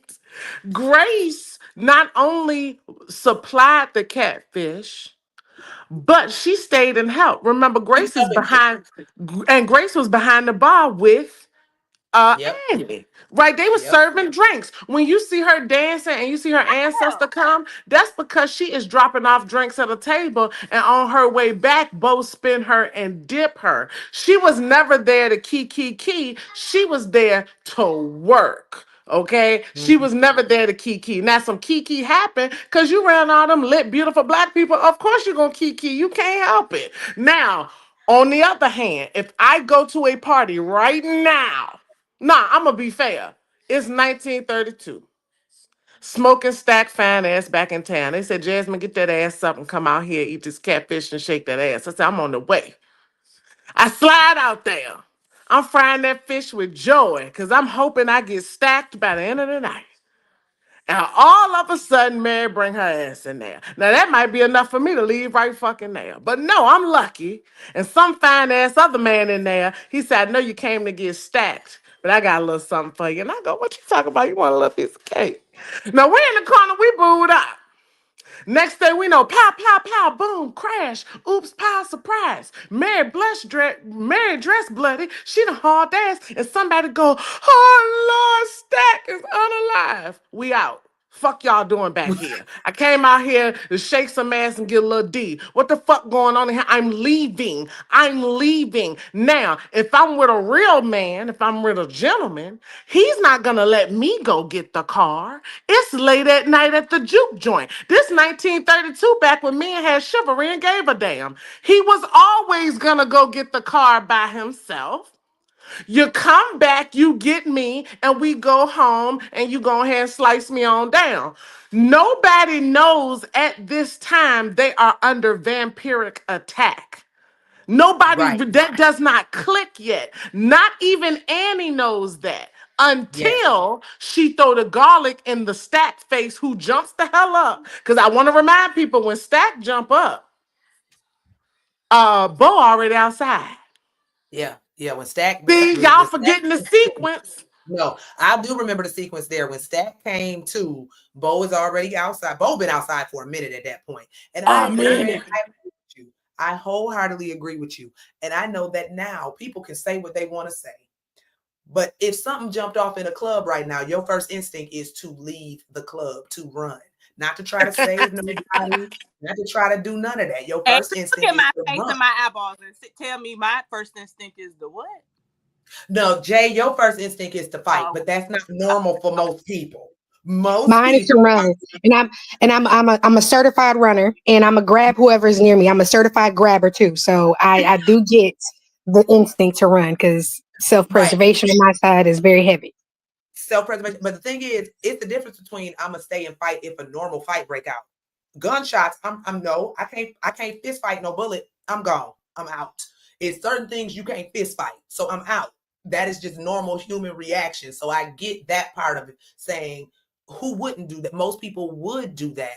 And uh yes, Annie assumed Mary was a haint. She had dealt with haints before. She understood haints. Most black folks have heard their grandmamas and great grandmamas talk about haints. That ain't the same as a vampire. So that's why when people ask the question, why did they tell everybody to leave the club once they saw Stack unalived? They didn't know. First of all, Slim is the one who told everybody to leave. Slim only saw him unalived. He didn't see Mary actually like jet out. Slim came to the door after. So all Slim sees is a bloody Stack on the ground, and he like, it's over. This man crying, holding his twin brother in his arms. The party's over. Y'all gotta go. They don't know they're dealing with vampires. If they knew that, they wouldn't have sent all of them people outside. So we got to remember what they are aware of in the film. They're not aware of this. Grace don't know this. That's why she sent Bo to get the car. Nobody knows this. That's Nobody all I'm knows. saying. Justice for Grace. And also, if they knew they was dealing with vampires, they wouldn't have locked all that pimping in the closet. I just wanted to throw that out there. Okay, now real quick before we continue on, Sissy is up here. She hopped in talking. Sissy is home from work and she has joined the panel. And we are actually not even talking about scenes from the movie. We are talking actually about cultural connections between people groups. We have done Black and Irish. We have done Black and Native, or Choctaw in this case. And now we are on Black and Asian. Asian? The Black Asian connection. Okay, that's what we are on. Hey, sissy. Sissy, I love the way you do that lip color, cuz. Like, we gotta talk about that. And yes, Braxton, the twin brother who had the gold tooth was Stack. I think you said you just saw the movie. So yes, that was Stack. Stack had the gold tooth. Okay. Wait a minute, cousin. Before you say something, I got a comment that I want to comment on. Which one? Area Campbell said Grace did think that they could take him. She was like, "We got Smoke," but she didn't even let Smoke get himself together after shaking off the fact that his brother was a vampire. His brother dead. How didn't? Yeah, He was trying to come up with the game plan. To assess nothing. Everybody ate some garlic, and she was, "Let's kill them all," because Remick talked to me in Chinese. I don't like that. Like, yeah, Ariel. She didn't give. She threw in Smoke's face. She threw in Smoke's face that he was a soldier. She said, "You're supposed to be a soldier, aren't you?" Soldiers plan, honey. They don't just go off half cocked. That's how everybody end up dead.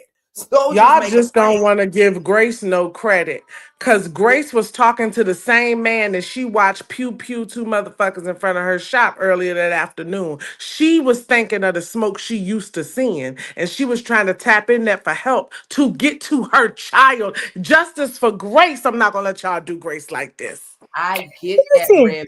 No, watching him pume two people in the middle of the street, in the middle of the stores earlier in the day is not the same as we can fight some vampires. Now, I understand her mind was all over the place about her baby. I told you, I feel her on that. I understand. I agree.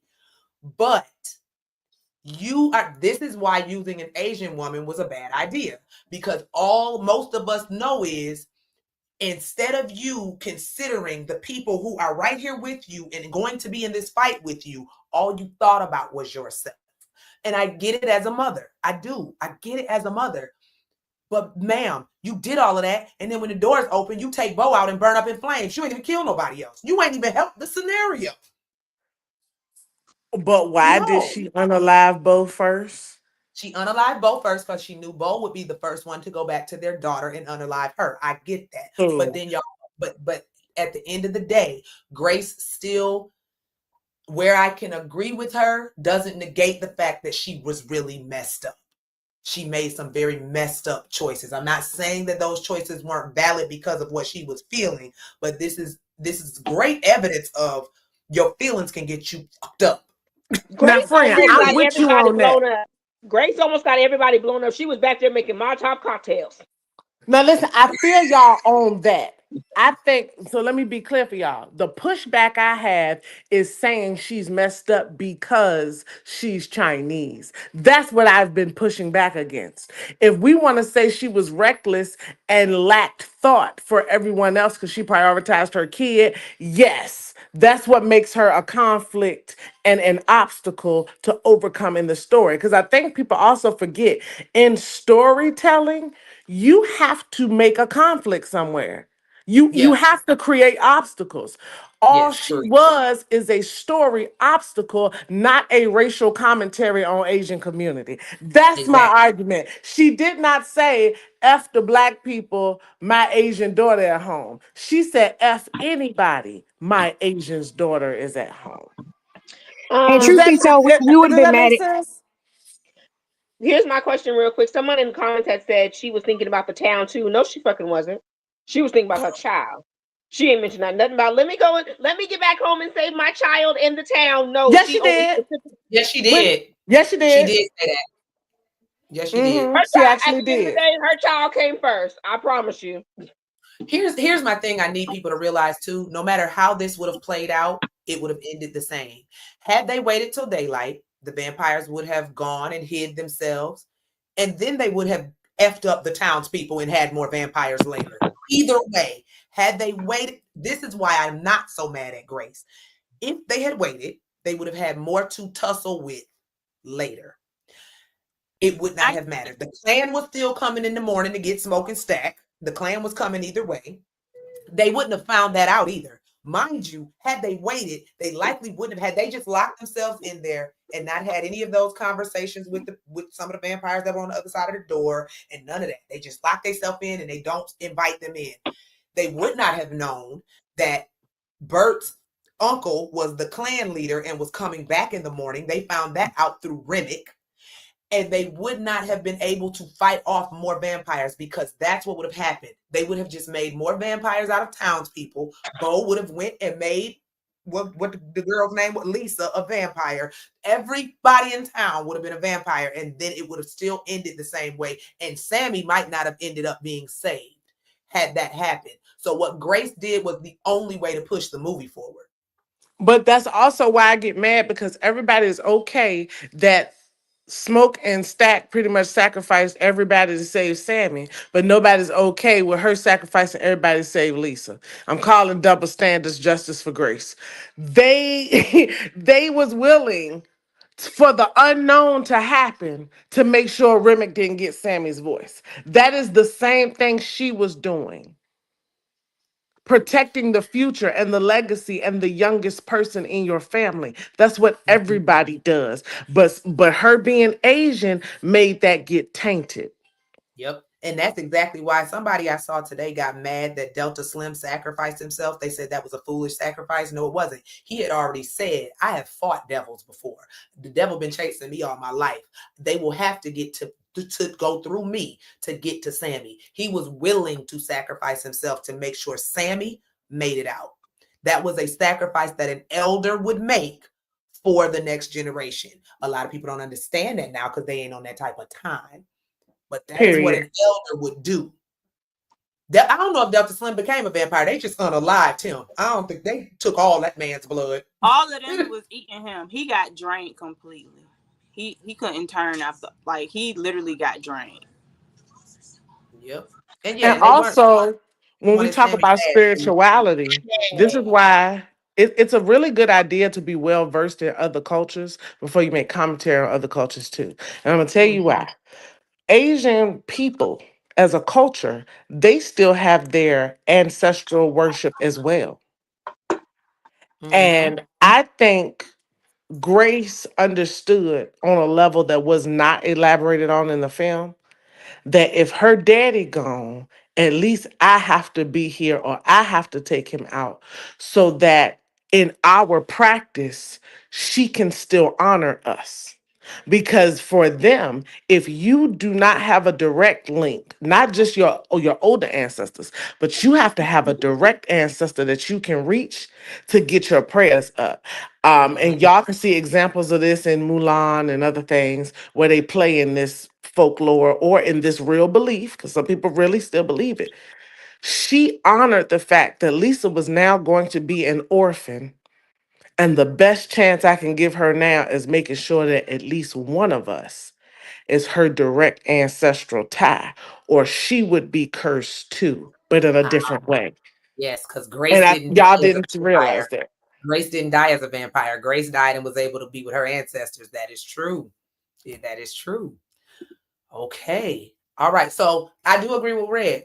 Granted, I brought up the connection between Black and Asian communities just because, of course, a lot of people weren't aware that there's a lot of Asian folks in the Delta, in the Mississippi Delta, in Louisiana. There's a lot of Vietnamese folks. There's a lot of Asian people who are historically a part of those regions and had interactions with both Black and white people of that time. So that connection has always been present as well. So I want to bring it I up. mean, But I know from experience, my granddaddy I'm part Chinese. So my grandfather, whose last name when he migrated over here his last name was Lee, but because he was passing, he went on ahead and took my grandmother's name so they would not send him back. So mm-hmm. Mobile, Alabama, but carry on. Okay. I do agree. I do agree. Wait, Spawn, can you explain how you doing, Spawn? Welcome. You said you were new. I don't know what you mean by Asians more than Hispanics, and I think I hit the wrong comment, but I do want you to tell me what you mean by that now. Braxton said Grace gave her life for selfless reasons. She did. She gave her life so that there would be no fear that Lisa would be turned in that case. Filipinos here in the Bayou. Yeah, it's Filipinos and Vietnamese are two very prevalent populations in Louisiana for sure. Not justice for Bo. Maybe Delta Slim was too weak to make it to the river though and rose in the slaughterhouse in safety after sunrise. No, I think Delta Slim was taken out. Now, granted, if he wasn't, that could be a way to go into another film, maybe. But it would be cool. But I think Delta was taken out because all of the vampires jumped on him, all of them. And he would have made it out too, because Pearline was out there when and she had just got bitten, so she made it out there when Remick jumped and was baptized with Sammie several times. Yeah, he would have still made it out. So if he was a vampire, he would have made it out. I do agree, Emac. He would have made it outside in time before that sun came up to be out there. Because Remick was out there baptizing Sammie forever, it seemed like. So he would have made it out. Yes, the Chinese as an immigrant race did build a lot of the railroads. That's what I'm saying. They have been here a long time. They have worked a long time. They were kind of the go-between people group between Black and white people. They could serve both communities, whereas Black people couldn't go into white spaces and white shops and things like that in a lot of places, especially in the South. They could go into the Chinese stores. That is why even in the film, Grace and Bo own the stores. They own the stores. And she runs the store for the white folks. He runs the store for the Black folks. So that is how the Chinese immigrants who were brought here to work. They thought, here's a historical note, what white folks thought was they could replace the slave labor with Chinese people, but the Chinese people weren't going for that BS. And so that is not what happened. But they have been prevalent in this country for a very long time. And so, of course, we have connection to them, but really Grace's role was not supposed to bring about the conversation on that connection. That was not the point of her role. Okay, let me see something. Grace ran through the fire to get to Bo and her clothes caught on fire. Yeah, that's how she went. Yep, both sides. Grace wanted to save her child and not mad at Smoke saving his vampire brother. Exactly. I'm not mad at who chose what they chose because, like I keep telling people, none of us, we all look at vampires as if this is not real, this is fantasy. But I'm going to tell you right now, I grew up with grandmothers and great-grandmothers from the South who did believe in hates. Period, point blank. They believed in evil entities. So I'm not about to sit up here and say they real. And I ain't about to sit up here and tell y'all if I ever encountered a vampire for real, what I would actually do. I don't like when people say what they would do when they ain't never been in this situation. You have no clue what you would do. You don't know what choices you would make. Okay? All right, now, I want to make sure before we wrap tonight that we get to the other thing I wanted to make sure we talked about, and we're going to try to put it together, these last two subject matters, because they do kind of fit. So, Blackness, the concept of Blackness. We have talked a little bit earlier tonight about the concept of whiteness, but Blackness is also a created concept. It's a construct. Race in and of itself is a construct. So the concept of Blackness specifically when it comes to mixed race individuals, because Mary's character is being viewed so incorrectly. Mary's character is being viewed as a villain and she wasn't. As a white woman, Karen, and she wasn't. The only way that works is if you view it from 2025. The film wasn't in 2025. It was in 1932 in the Mississippi Delta where one drop of Black blood made her what? Black. I don't care how she presented. She was Black. And y'all can get mad at that all you want to. There are valid things we can get mad at about Mary. But in 1932 Mississippi, she would have been considered a quadroon or an octoroon. I'm sorry, because she was an eighth. An octoroon, and she would have been Black. Period. There is no argument there. I don't know how people are arguing about that when we can look to history to know that that's what it is. So people saying this white woman came in and wanted to take up space, she wasn't white, and she definitely wasn't white to them Black people. They grew up with her. They knew she wasn't white. They knew her mama wasn't light enough to pass. Her mother couldn't pass. She could. The only reason that woman even was passing was because Stack told her to, and Smoke probably forced him to do that. Let's be really clear on that. So I need people to stop viewing Mary from 2025. Oh, she white. I don't care. She white. No, she wasn't in 1932. She was not. I need you to stop viewing Mary from your pain too. Please. Because I get it, I understand it. I ain't the blackest of the black, but I ain't light skinned and I damn sure ain't nobody that can pass. So I understand the historical privilege they have had and that it could bother you if you're not at peace with that history.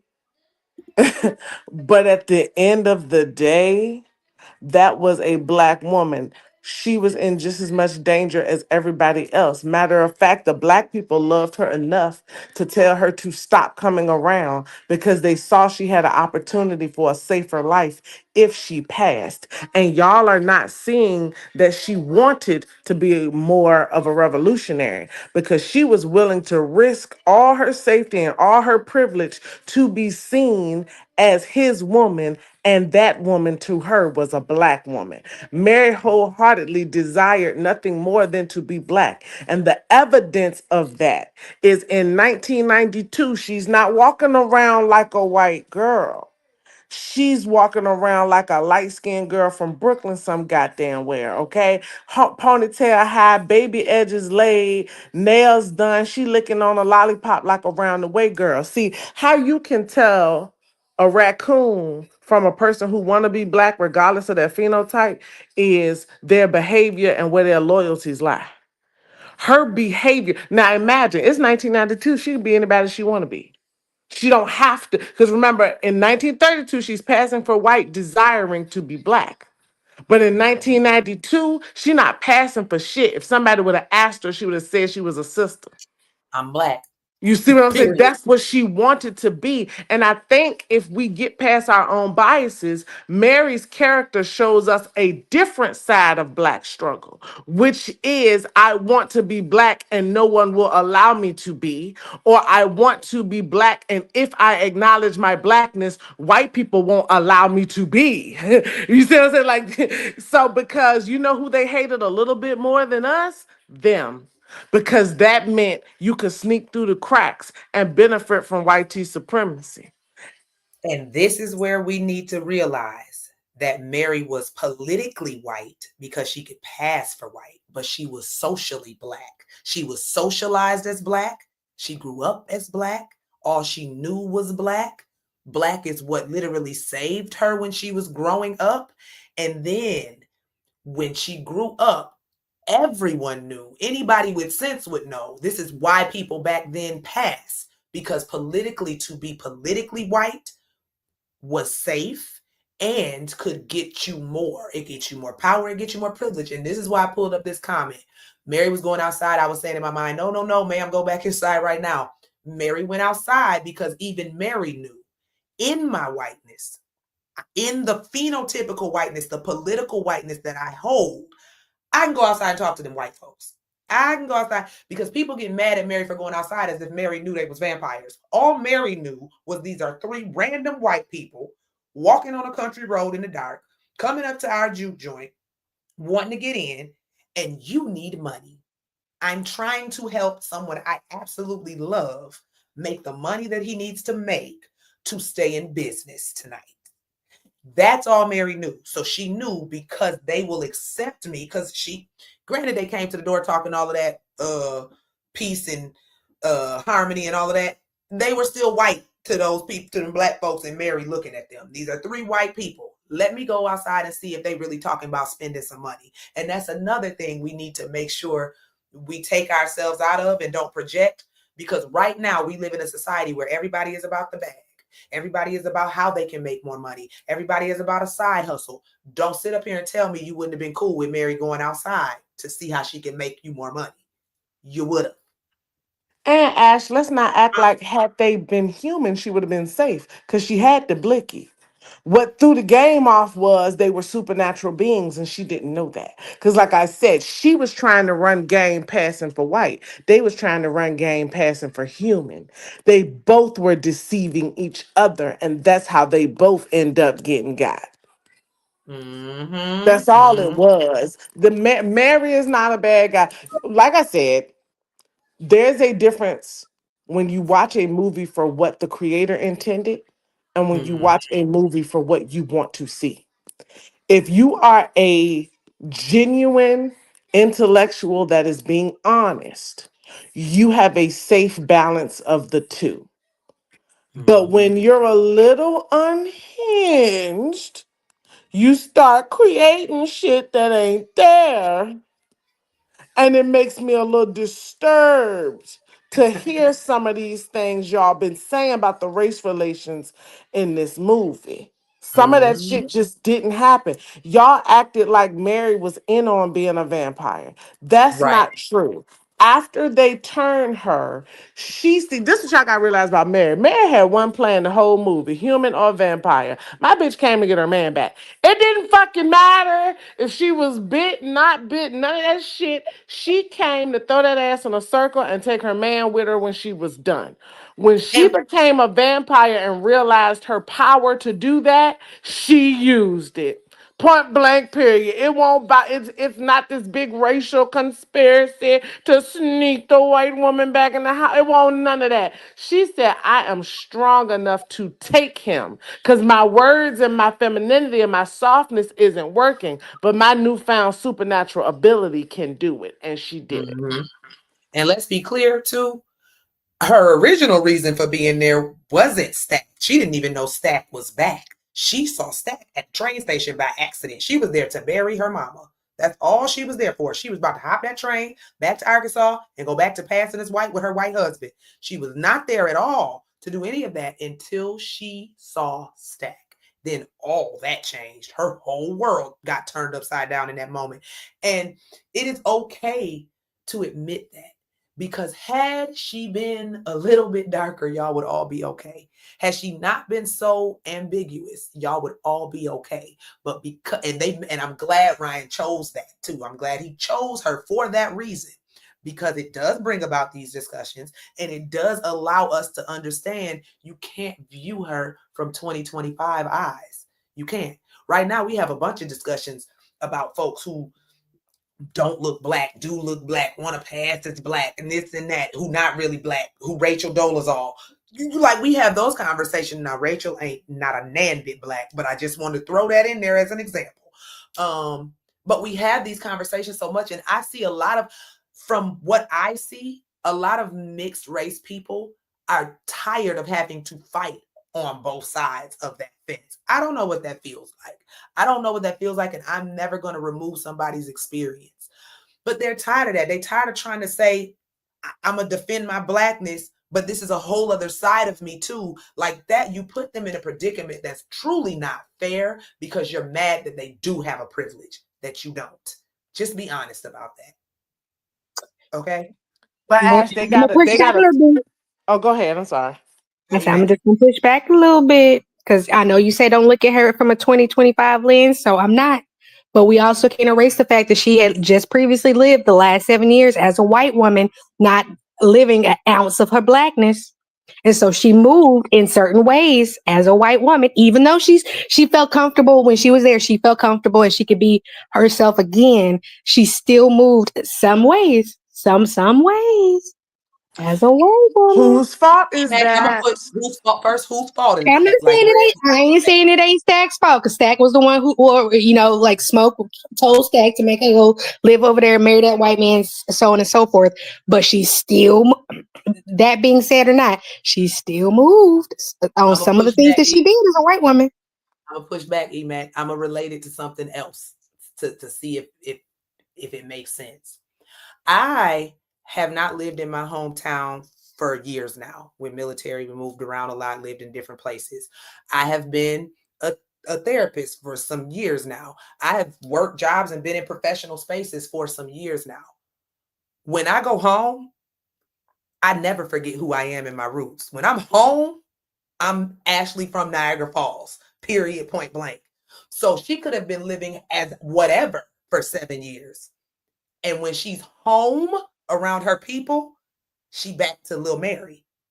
True Period, point that, but blank. still, like and still as Ash, the from Niagara Falls, you're still now still going to take your experiences that you've had throughout your life with you when you go back to Niagara Falls. So even though you're living your life and you still remember everything about your city and everything how it used to be, sometimes it may take you a minute to be like, oh yeah, I do remember that. You see what I'm saying? So it's not like you're not being asked from Niagara Falls. It's just because you've had life experiences elsewhere, you've been accustomed to do things differently because of those life experiences. And it may take you, I'm not even saying long, but it still may take you like, oh yeah, I remember that. I remember how we used to do that.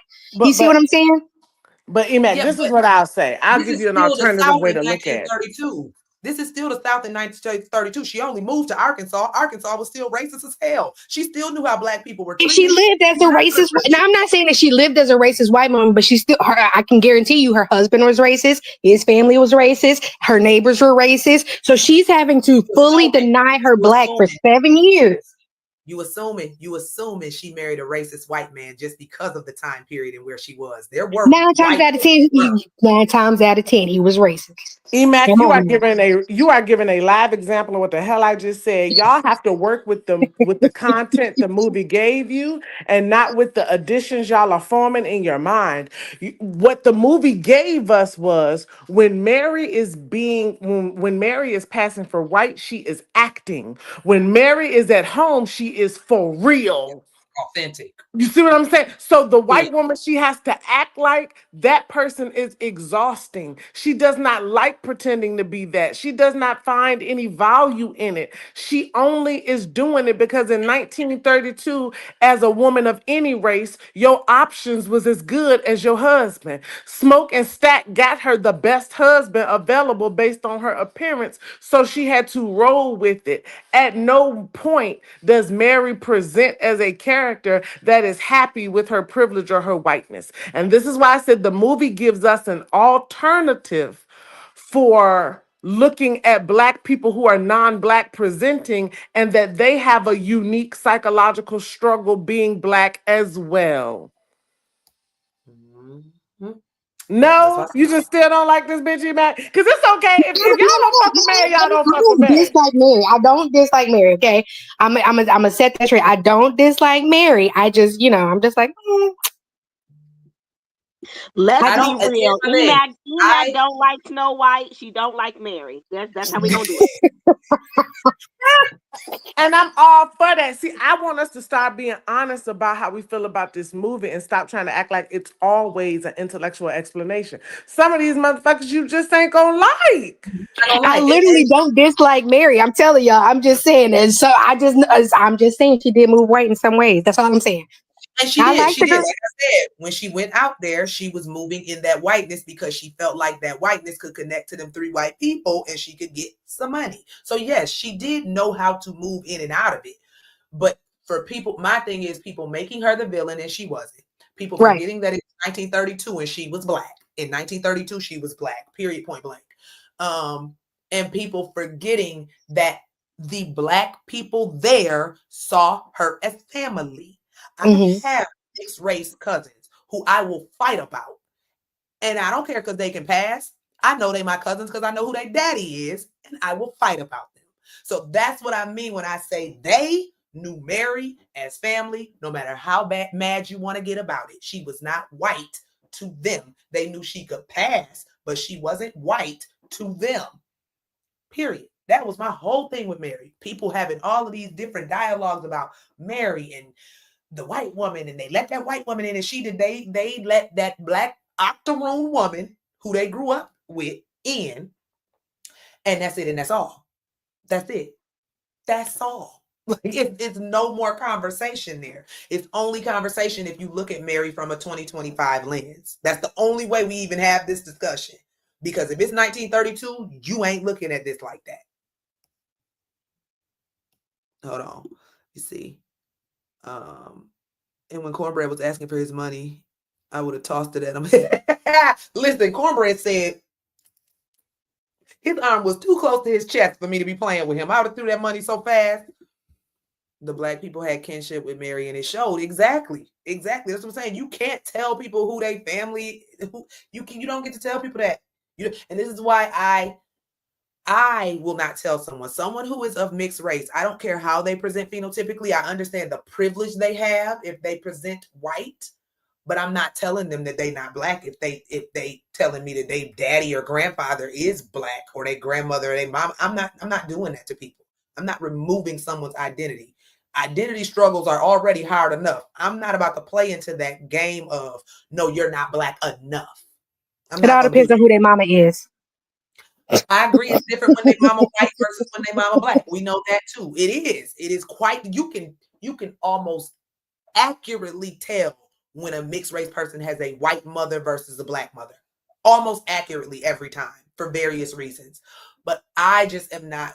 I'm not going to. Yes, I feel we should gatekeep, and we can hop on that for the last segment of this. But I'm not going to tell someone that they're not who they say they are when they are telling you this is my parent. Drake is a really good example. Drake was not in this movie. Why you picking on him? He's someone. I'm not gonna tell Drake he's not black. I know his daddy is black and from Memphis, but Drake is someone who uses that as a way to siphon culture, and that is different. That is different, no matter how you slice it. But we ain't gonna get on that because I don't want to talk about Drake. But it's the year mark of all that dropping last year. Euphoria and Meet the Grams. It's the year mark of that, if y'all didn't know. But anyway, y'all knew she was black when she, baby, I said the actress tapped into her real 1/8 or 1/12 of blackness to say that line. I said, oh yeah, she sounds like a black woman right there. She absolutely does. Real The 1/8. only what'd you say? I said What'd you she's say, Jay? real. She was bar for bar Mary, and she's bar for She bar was. Mary. Barbara played that role. My real only issue, and this is another subject matter that we could talk about at another time. My only issue with Mary's character had nothing to do with the actual character itself and more to do with how that character is being perceived by certain people versus how Annie is perceived when it comes to being the love interest of these twins. That is a whole nother subject matter. That right there is a whole nother subject matter. I don't like that. There is so much I can break down with why I am mad with how they chose to depict Annie, even though it was accurate to who the hoodoo woman or the healer would have been at that time. I still don't like it, but that's a different subject matter. Now, though, we can get to the last part for tonight, and I think we're gonna wrap up at the 2.5 hour mark if we can. Yeah, the nuances of each love interest is a whole thing, and just how the women, even Grace, if we throw in Grace and Perline, the women in general, the way they portrayed Annie in a way that made it so people kept saying afterwards, well, I thought she was his sister or something, or his mama. I didn't know she was his love interest until they started. It's because of how they chose to portray her, and that is a problem when she was the love interest. Okay, the women of sinners is a whole nother lie, baby. We can do okay, but I do want to get to our last point for tonight, which is gatekeeping. I am a strong proponent of gatekeeping culture, and this movie basically proves why I am okay with it and should continue to be a strong proponent of it. Because we see what happens when people try to take our culture, force us to assimilate into a culture that is really no culture at all. Although Irish is culture. The Irish culture is a culture. But like we said, Remick became the thing he hated. Remick was really bringing them into whiteness, not Irish culture. He wanted to see his Irish ancestors, but it was whiteness. Whiteness destroys. Let's just be clear. So when it comes to gatekeeping, I hear people argue about this all the time. You can't gatekeep. Like, let people come to the cookout. Y'all let people come to the cookout for the dumbest reasons ever. Just because somebody can do a little jig or sing a little song don't mean that they're supposed to be let into the juke joint. Okay? All right? Because Remick was out there jigging. Like, when they were doing the Irish dancing in the circle, man, they could have came up in there. But it's a reason why you don't let everybody in. Real good song. What'd you say? I said Pit Poor Robin Clean was a real good song. I've been listening to the Irish music now since the movie came out, baby. I did listen. The Irish people be jigging. Okay? It's really good music. And the thing is, it's music born of oppression, just like the blues. Like, let's be clear. River dancing, the Irish music, the songs, their lyrics are literally of the same thing that you get the blues out of. It just sounds a little bit different, but that's why it resonates with us, because we can connect to it because of that. Where are you at? Girl, where are you at? You dropped down and now you in the comments. Right, because originally, like we talked about, if you go back in Irish history, the first Irish people were actually Black. Look it up. Look it up. Oh, you got to put your phone on the charger. Okay. But yes, some folks are far too inviting with the cookout invites. All right. And we do need to burn the welcome mats at the house, because a welcome mat mean they ain't even got to ask you. The mat told them they could come in. Take them off y'all porch. All right. But gatekeeping. How do we feel about gatekeeping and letting people into the cookout? And real quick, I'm not talking about mixed race people. Okay. A mixed race person who has Black ancestry, whether you can see it readily or not, you can't force people to separate from a culture that they are actually in or a part of. I'm talking about just straight white folks. Y'all just letting any and everybody in to any and everything. How do we feel about this?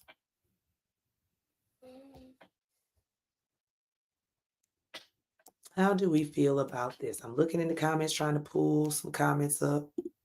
It can't come to the juke.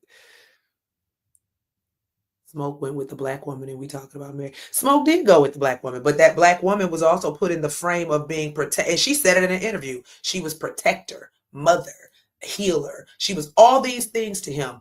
Gave her life in this situation because she told him, make sure you take me out.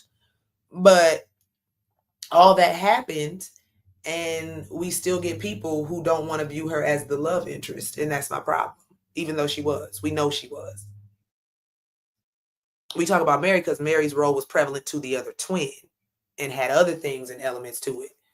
But when we talk about gatekeeping, Mary was perfectly fine in the setting that she was in, and she was welcomed in because of who she was in her background. So that's where gatekeeping gets tricky for some people, but some people are actually just allowing folks who want to siphon the culture, who want to take the culture, who want to rebrand the culture. Like, even things that are cultural to us, once it gets rebranded, now it's all of a sudden acceptable. They done made do-rags. I saw a ad about do-rag. It was literally a do-rag, but the white girls had it on, and it was like this silk scarf thing. And I was like, so a do-rag? That's what we advertising? Okay, if y'all say so. Like, that's what I mean by culture. Should we be gatekeeping our culture? My answer is yes. Hi, Mr. Valentine. Yes, shout out to Ryan for all of this. Let me see. Okay. Okay. Jonte, you saying nope to letting people in? It's a number of factors. Hey, Paris. Hey, girl. That was shown in the movie. Some people are ignorant and have their own views of what a love interest should be. Thank God I haven't seen that on my timeline. Oh, not the Kardashians. Prime example of culture vultures. And mind you, they are Armenian. Armenians have their own culture. They do. They have a strong culture. I worked with a woman who was Armenian. They have a very strong culture. But them Kardashians, they just want to benefit from a culture and be culture vultures and cultural appropriators. And it's been to the detriment of others. Now, I ain't saying them others, especially them grown ass men who have been with them women, are not at fault. They made their decisions and their choices. But I'm just saying. Y'all keep on letting these folks come on to the cookout, and they're gonna be picking your po body clean too. Pick, po, rob, and clean at the cookout. Yes, we should gatekeep. Certainly, yes, because it's a specific culture of a specific group of people. Yes, gatekeep. What's not profitable? What's not? It's not profitable to gatekeep? Ooh, now that's something that I am not surprised to hear someone say. You don't profit until you expand. Like, let's just take music. The blues and rap and hip hop wouldn't sell if white folks didn't buy it. That's what that means, I think. It's not profitable to gatekeep. Thought? But who is it not profitable for? Because as soon as you take it, y'all make a profit off of it. So who is it not profitable for? You see what I'm saying? Little Charlie D'Amelio, she got famous for taking a dance from a little black girl, and she got on the Ellen show. She got all these she was getting paid off of TikTok. Anytime you take something from us, y'all make a profit off of it. So to say it's not profitable is not necessarily true. I'm half gonna the time, re-explain what he meant. He Right. meant their own culture isn't profitable. And we have Mm. already stated that whiteness has no culture. White has and no half culture. the time, we don't even invite them to the cookout before the shit gets stolen. It's gonna get That stolen part. regardless. That is Just true. But invite before it them to gets the cookout. stolen, Just make it. Go ahead, Emac. Go ahead. I was just saying, and before it gets stolen, it's going to get called all kind of ghetto, all kinds of that. White women are Yep. wearing bonnets now. Before bonnets became popular in their culture, when we walked outside with bonnets or went to the store making a quick little stop, it was ghetto. We were classless. We were all kinds of things. But now they're wearing it, and it's like, oh, and anytime you bring it up, it's like, well, bonnets are for everybody who has hair, or we've been wearing bonnets forever. Now y'all wearing them little y'all wearing them little House on the Prairie bonnets. You know what I'm saying? Don't try to say y'all wearing these silk bonnets. And Y'all then weren't doing that. somebody brought up, well, the Bernstein Bears. Let's be real. If we have to colorize the Bernstein Bears, they're black. The mama had on a real bonnet. She don't have on no Little House on the Prairie bonnet. The mama from the Bernstein Bears had a real bonnet on. She did. At the Okay, very least, all that right. was a Jewish bear family. That was a Jewish bear family at the very least. Okay, well, they should have been a little lighter than that. Should have been polar bears, okay? Braxton said, anyone can enjoy another person's culture. Just do your research, ask questions if you want to, respect it, give credit to it, learn from it. That's my thing. Appreciating a culture is different. Appreciating doesn't mean that you are coming in to take it over, to make it your own. Like Elvis Presley is a great example of an appropriator. He literally stole from other black artists and put it out as his own, like he was the one who created it or did it. And we all knew better.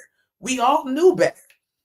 So that's different from appreciating it. That's different from saying, oh, I love y'all music, I love to listen to it, or I love this about y'all culture, or I love that, but it belongs to you. I didn't invent it. I didn't come up with it. I'm not going to take it and all of a sudden now it's respectable when it was ghetto on y'all. Like Bruno Mars is a great example of an appreciator, not an appropriator, because he will tell you exactly where he gets his inspiration from. He's never once said that, hey, this is me, y'all. This is original ideas. This is original concept. Yes, exactly. Now, and I don't agree with calling him the greatest rapper alive, but Eminem has also never said. There's some people who will say, "Oh, he's the greatest rapper alive." Some people will try to say that, but I don't agree with that. But I mean, he is a good rapper, but he's never once said that. Oh, I'm originator. I'm the best. I'm this, that, or the other. He's just put out his little crazy music and went on about his business, right?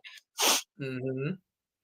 Here's the thing with Eminem, though. That's interesting that you bring that up. Eminem don't like being called the greatest rapper.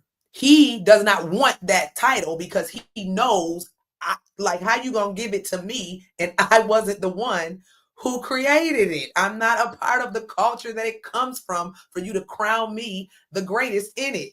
Like, he not even that crazy, but people love doing it. That's what I mean by it. But he is a great rapper. You can't take that away. If he lyrical. That's not the point. And let's be clear, I like Eminem, but Eminem is not the greatest rapper ever. Period, point blank. If y'all want to break down lyrics and go over some hip hop albums, we can do that. And I can show you how he is not. He is absolutely not. He's wonderful. He's not the greatest. But you give that to somebody when the culture in and of itself, hip hop and rap culture was created by Black and brown people in New York. Like, that is the home of it. That is the root of it. How do you then take it and say, oh, but they can, like, I can see saying they could come in if they good at it, because poetry, rapping, all of that, anybody can be good at that if they work on it or if they're naturally talented in it. But to give him that crown, that's insane to me. Mm-hmm. He don't even want it. He doesn't want it. Let's see. He's a good white rapper and all, but I like Insane a little better. Yeah, and it's always gonna be, that's always subjective who people like, but just point being, like it's funny, even if we consider hip hop and gatekeeping culture, one of the first white groups in hip hop was the Beastie Boys. But the Beastie Boys, their version of it was still very much like, it was cool. You knew they was rapping, but it still sounded white. Like they weren't trying to come in and take over and do any of that. So it was like, that was appreciation to me. They understood that. Notice white guys wearing gold chains now and having designs in their fade haircuts, having these preppy suburban white guys.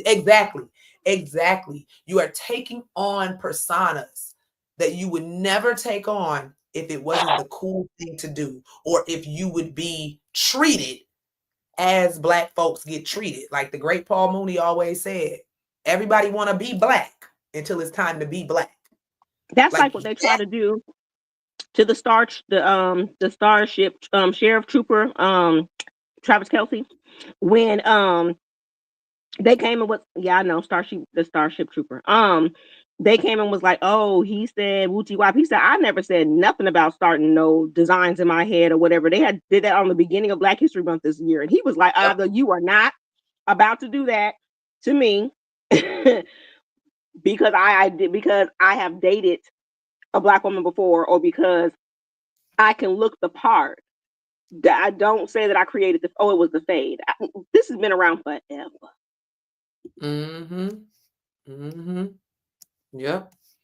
And they always want to take something and then years after we do it, try to make it popular again. Like you're speaking of Travis Kelce, his little girlfriend, and she was doing the swag and surf.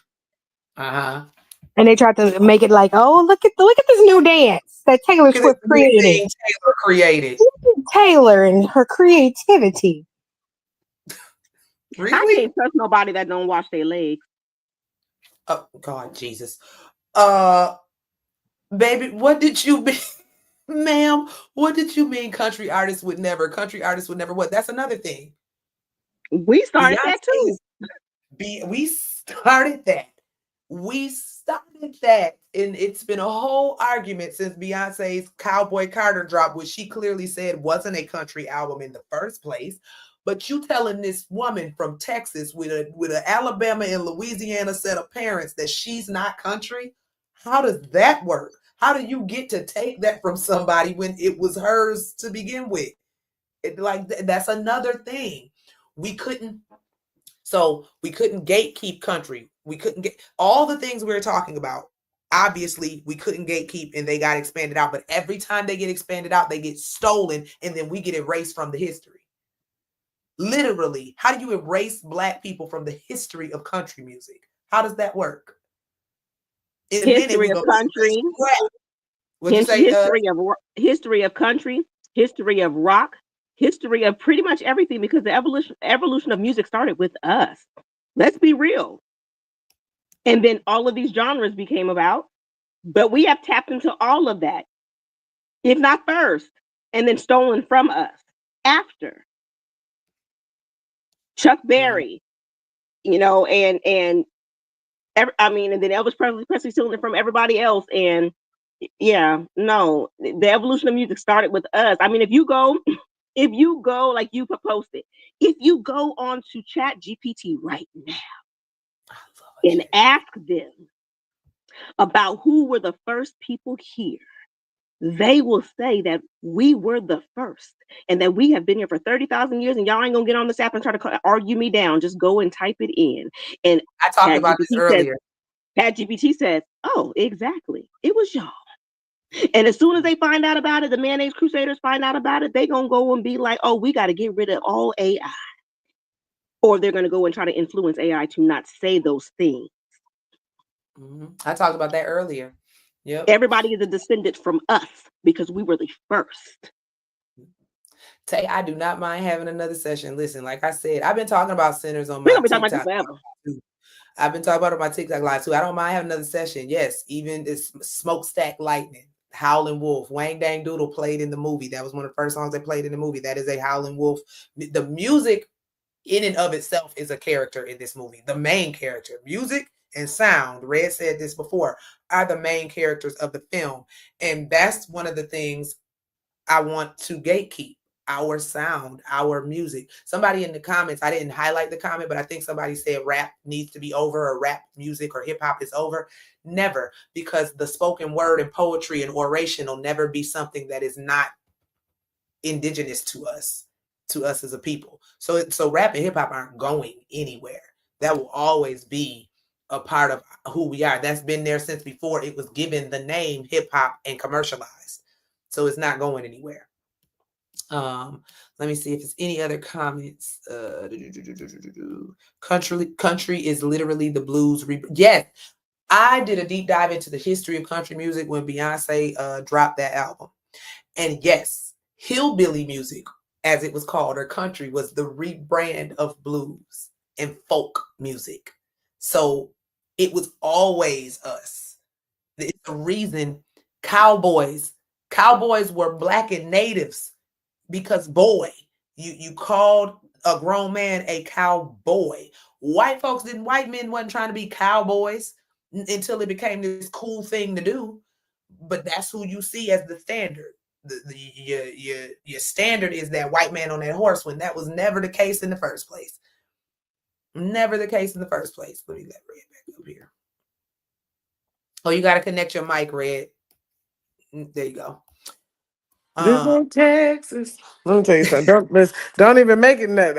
I'll fuck around and turn this into Beyonce live now, because when we're talking about this film, right? And I love that you quoted me, Ash, when you said what I said last time, which was that music and literal sound is a character in this film. Like, that's crazy work. And unless it's another film somewhere like it, this is the only film I know that ever achieved that as well as it did. And sound is something else associated with living, being alive, life, to be able to hear something and to be able to make a sound that can be heard. You will notice that vampires and stuff like that, their goal is to be quiet. They're being sneaky. They're trying to attack you. They rely on silence to victimize you.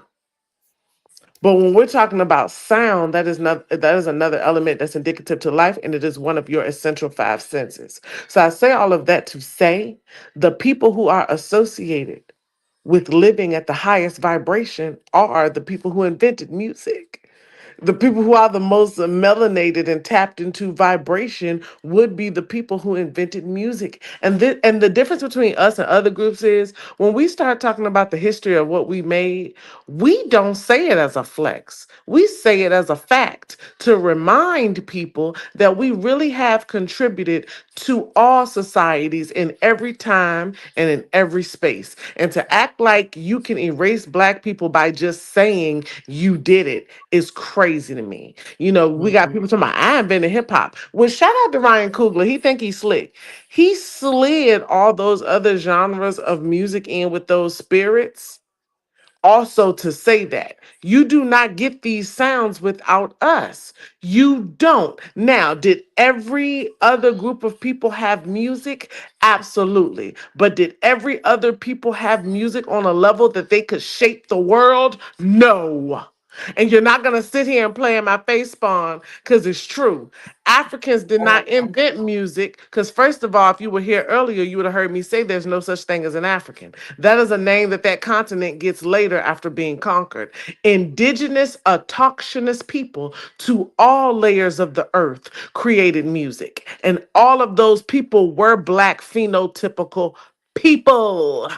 That's what we're trying to say. Nobody walking is not a descendant of a Black person. Everybody once upon a time was Black at the beginning of this earth's existence. There is no original YT person. There is no original Chinese person. When you dip back into all of their bloodlines, you found a Black mother there. That is a historical and scientific fact. Google is free and so is ChatGPT, okay? So with that being said, when we talk about the indigenous or the multicultural and multi-layered American Black, we are the only race of people that has made music that became international sound.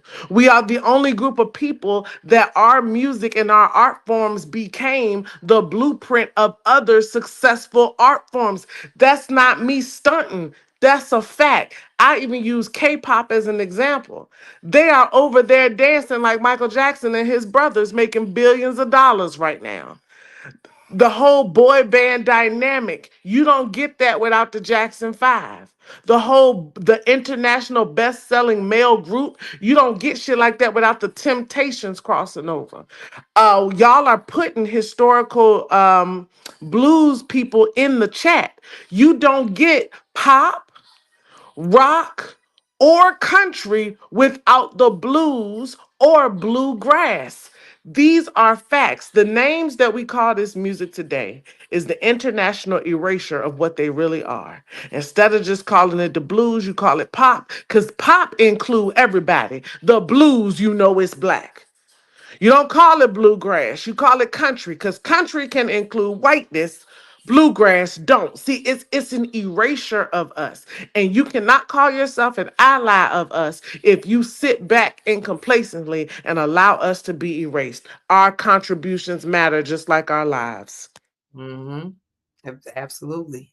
Listen, at the end of the day, this is why, not so much why gatekeeping is important, but this is why telling the truth about history and origins is important. And we already know that that just doesn't happen. We have to go seek that information ourselves. Everything that they tell you in a book, especially in this country, in this education system, is not what it is. If you don't go further and actually look into it for yourself, you may not ever know the true history or the true origins of anything. And it's not, like she said, it's not, I don't think it's I don't think Black people say things as this flex, like, oh, it started here, or Black people are the start of everything, or everything started in Africa. No, that like, ain't no reason to flex. That's a fact. It's like, I don't have to flex something that can be proven by multitudes of scholars and people who've been studying and doing the work for generations and decades and decades. The only reason that stuff even became a question was when you bring in the concept of whiteness and colonization and a white man creating races. Race is a construct. So when you bring all those things in, then yeah, you get lost and you don't know where everything started and where things come from and who created what. And I know for some people they'll say, well, it shouldn't matter who created it because we can all use it and love it and benefit from it. No, because you wouldn't say that if you created it. That's the thing. If whiteness actually created something, it wouldn't be given the credit to somebody else. So we get to say that this is how it started, not as a flex, but as a fact, just like Red said. Now, wait a minute. Now, it's the end of the live now, so now I'm just seeing the funny stuff people saying. Not Justin Timberlake would be Remick. Goodbye, Red. No, I said that because the Spawn person, I was trying to get their point. And one of the examples they gave was Eminem would be Remick and Sinners. And I said, no, it would be Justin Timberlake. Yes. Because Remick is not trying to steal credit for the Black music. He just wants the Black soul in the music, right? But Justin Timberlake, right? He is literally trying to use everything Timberland ever taught him and say he originated his sound. And you like, bruh, no, you didn't. Because we remember when your ass was with NSYNC. You did not start sounding how you sound now until you got with Timberland. And you need to admit that. The foundation of your sound, because you do have the ability to write, but you are a student of Black music and you have manipulated it to fit your look because all through your 20s and all through your early 30s, you was suit and tying and gone and dirty popping your ass off. But now you in them 40s and wear your ass back. I'm a man in the woods, clickety clack. No, fuck that. You trying to be funny and you trying to play in our face. You owe your entire career to Blackness, Black sound, and Black appearance, and you playing games. So that type type of person would be overall down the line a Remick, because you may have gotten into it acting like you were our friend, but as time moved forward, you really just wanted what we had. Versus Mm, Eminem, and I'm gonna give this one credit to Eminem. Eminem is a white man rapping, not a white man pretending to be a black man rapping. And yes, that's he is. what made his rap unique. Yep. Eminem rapped about white man shit, white man problems. He stayed in his motherfucking lane, and that's why we loved it. Um, I remember my first favorite song by him is the Marshall Mathers LP, and it was called Unalive You. He ripped that song while sounding like a sociopathic white man. That's what he was going for. He was not sounding black. He was not altering his tone. He wasn't walking around sagging his pants or none of that. Like he was talking the craziest shit you could talk. Like my boy said, I ain't done this ain't the chorus. I ain't even dragged you in the woods yet to paint the forest. What are you talking about? But you ripped it though. your cadence and your vocabulary was sick, but you're actually talking about unaliving people who don't support you in the woods. That was not a black thing, and that was not associated with hip hop. So once again, if you come into an art form being authentic, it can be acceptable. Just like if we're gonna bring up Remick, and I'll land here, Remick didn't come talking about I lied to you. He don't come and try to sing what he heard Sammie sing. Yep. He comes up there, and I'm talking about the scene where Remick getting down. The scene, Hmm. not the scene with Pick Poor Robin Clean. I'm talking Yeah. about when he started getting down. He outside singing Irish shit, and Remick was going. Listen, I done listened to Rocky Road to Dublin about 15 motherfucking times since that jump dropped. And I swear, when I don't catch myself, I start trying to river dance in this bitch. It had been a couple times where I done hit a little hop skip to that goddamn Rocky Road to Dublin because it was authentic and true Look to about that. him. Yep. That shit fire. I'm trying to tell y'all, my ass is in here looking like y'all remember when Riverdance used to sell on Broadway? I'm saying that's what the Yep. hell I was in here looking like. I needed a suede dress and some clogs, bitch, and I would have been on the market.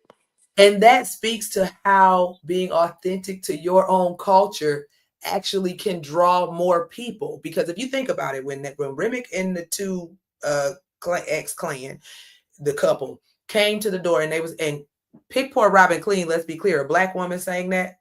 That was a black blues woman song. Geeshie But Wiley. huh? Geeshie Wiley. Yes, yes. When they come singing Pick Poor Robin Clean, if you compare how they sang it with the original, it sounds different. It is a different sound.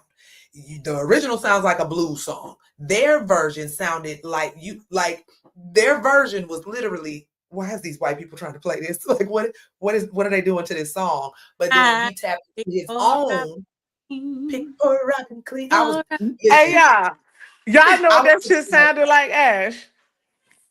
It what? sounded like, yeah, I got me a Cadillac, Cadillac. Yeah. Yep, Got me a Cadillac yep. car. Yep, absolutely. That is what it sounded like. But when he tapped into his own culture, that Irish jig, I'm telling you, that would draw more people. So that is what I mean by gatekeeping is important because it allows authenticity. If you gatekeep everything, everything remains authentic. And then people who do want to appreciate it can appreciate it and not destroy it because it gets destroyed once people appropriate the culture. It gets destroyed. Credit to I ain't sinners. gonna lie. If Remick would have bust out that Rocky Road to Dublin at the door, they might have got in because that shit was a jig. I'd have been jigging. I would have been with it. Y'all saw Uh, how Vampire Cornbread was jigging to it. That's the move. That's the move, Jay. That's the one he was doing.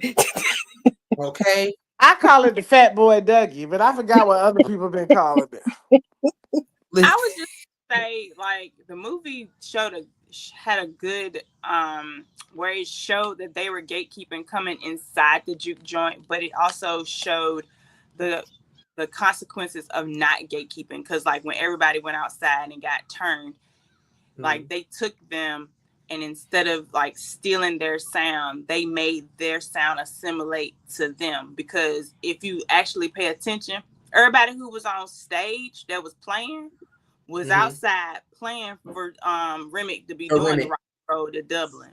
And everybody who was dancing to the blues, getting a little groove back, swirl on like this, was out there like this. Yep. So it's like it's a good commentary on how both was shown and the consequences of not gatekeeping. But Exactly. also, it showed Jay that that's what white people want, and they keep trying to imitate it, but they just don't have it. It's the soul of the music. When he added their soul to his ancestral song, that shit became a whole new jig. You see what I'm saying? It was because without those black people playing and clapping and dancing, would even that song had sounded the same? And that's what he was trying to tell Sammie. I need you, and hell, I need them too, to tap into the level of energy to reach my ancestors, because I'm a down this hill. His ancestors are black. I'm with you on it because of how old we know Remick is. He was in Ireland before Ireland was colonized. I'm gonna stand with you on that. I can stand with you on that based off of what I've learned now about the history of the Irish, the people indigenous to the island of Ireland before it was colonized. I'm gonna stand with you on that. Let's see. And we're gonna answer a couple more questions. So when Sammie pierced the veil, was the future guitarist Jimi Hendrix or George Clinton? I thought it was a nod to George Clinton, but it could have been both. Who knows? It was just, it let you know that he tapped into the future. He crossed timelines where when that veil was pierced, we went back to the future and we went back to the past and to the future. So Now, see, I thought it was Bootsy Collins. oh yes, could have been Bootsy Yeah, I Collins. thought it was Bootsy Collins, y'all. Yep. Yep. Let me see. And they could have, should have. Oh, he talked about how they could have defeated the vampires. And the rap bell was that LL. It was generic. I think it was generic, but it was meant to make you connect to somebody that we already know. Like whether you saw Bootsy or George Collins, or whether you saw Bootsy or George or whoever, whether you saw LL or African Bambaataa, because I thought I saw African Bambaataa in there. Whoever you saw, it was meant to let you know the veil has been broken and y'all are literally transcending time. You are pulling in ancestors. You are pulling in the future. The timelines are crossing because his gift is that powerful. So that's how I took it. That's how I took it. It didn't matter who you saw it as, just that you saw it and you made that And connection. one of y'all made a statement last week or sometime we were talking about this, that when I watched it this most recent time, I was like, yeah, I could definitely see that. Y'all mentioning how, and y'all had mentioned a girl that was in the kitchen that was twerking, and y'all were like, she's literally right there in that moment twerking, and I was like, oh. And that's when it hit, because I love the concept of, like, the music pulling in the past, present, future, ancestors, descendants, and stuff. But it didn't dawn on me that they're there at that same exact time doing whatever they're doing Yep. The timelines Yes, are I know merging. what you're talking about. Everything is happening at the same time, but in their own time. in their own time. Yeah. Yep. Yep. Yes, because I Yep. love when the DJ Beautiful. go preacher boy in the back like that, and I was like, oh my god, this is not just spirits. And to me, that's what made it powerful. It was a commentary on if you master your gifts. Matter of fact, not only if you master them, but you don't even have to be aware of your gifts. If you just practice them with all you have in your being, you can transcend time and space. And that's an homage to Michael Jackson, Mhm. Prince, Luther. They are gone and been gone for a minute now, and we still listen to Raspberry Beret. We still moonwalking.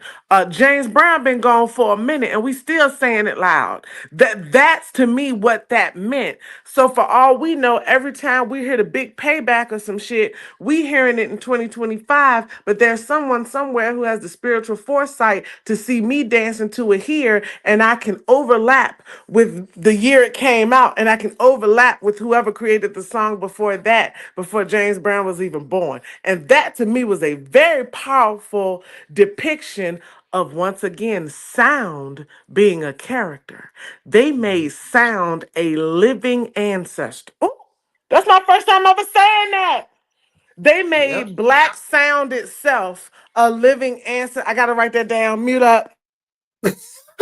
Living sound is a living ancestor. Yes, that's what I said. Sound is a main character in the film. It is literally the personification of a bloodline, of a lineage, of a people. Sound is that powerful. Now, some of the things y'all saying in the chat, listen, I want y'all to go back and watch the first one, because this is our second Sunday Centers. Last Sunday I did a live too. Some of the things y'all talking about, we actually did talk about in the first one. So if y'all want to go back and give that a view and support your FNT, that would be wonderful. But we are going to have to wrap up tonight, because I promise you, we could talk about this. Like me, Jay, Emac, Red, Sissy, when she was on here, we literally have been talking about this movie since Jay saw it, and we told her she couldn't spoil it for us, and she forced us all to go out and see it as fast as we could. We have been talking about it since it came out, and we can talk and talk and talk. But tomorrow is Monday, honey, and folks got things to do. So we are going Hey to Ash, have to real wrap quick. up. Okay, Red, go ahead. Before they watch that first episode, y'all, I was a little bit more tweaked on that one than I was in here. I don't want to lose some of y'all to say y'all gonna follow me now. It was just a different vibe that night. But I promise you, I'm still the same tame intellectual y'all met this evening. But that last live was a little ranchy, if you will. So just to warn y'all, I did say that smoke a stack and run a train on me. But besides that, I don't think it got too much worse than that. Red was red. What you saw tonight, it was a little different. The vibe of the first one was a little different, but still very informative. We had a very good discussion. But red was red. Y'all ain't gonna be surprised by not a thing when you go back and watch the first one, okay?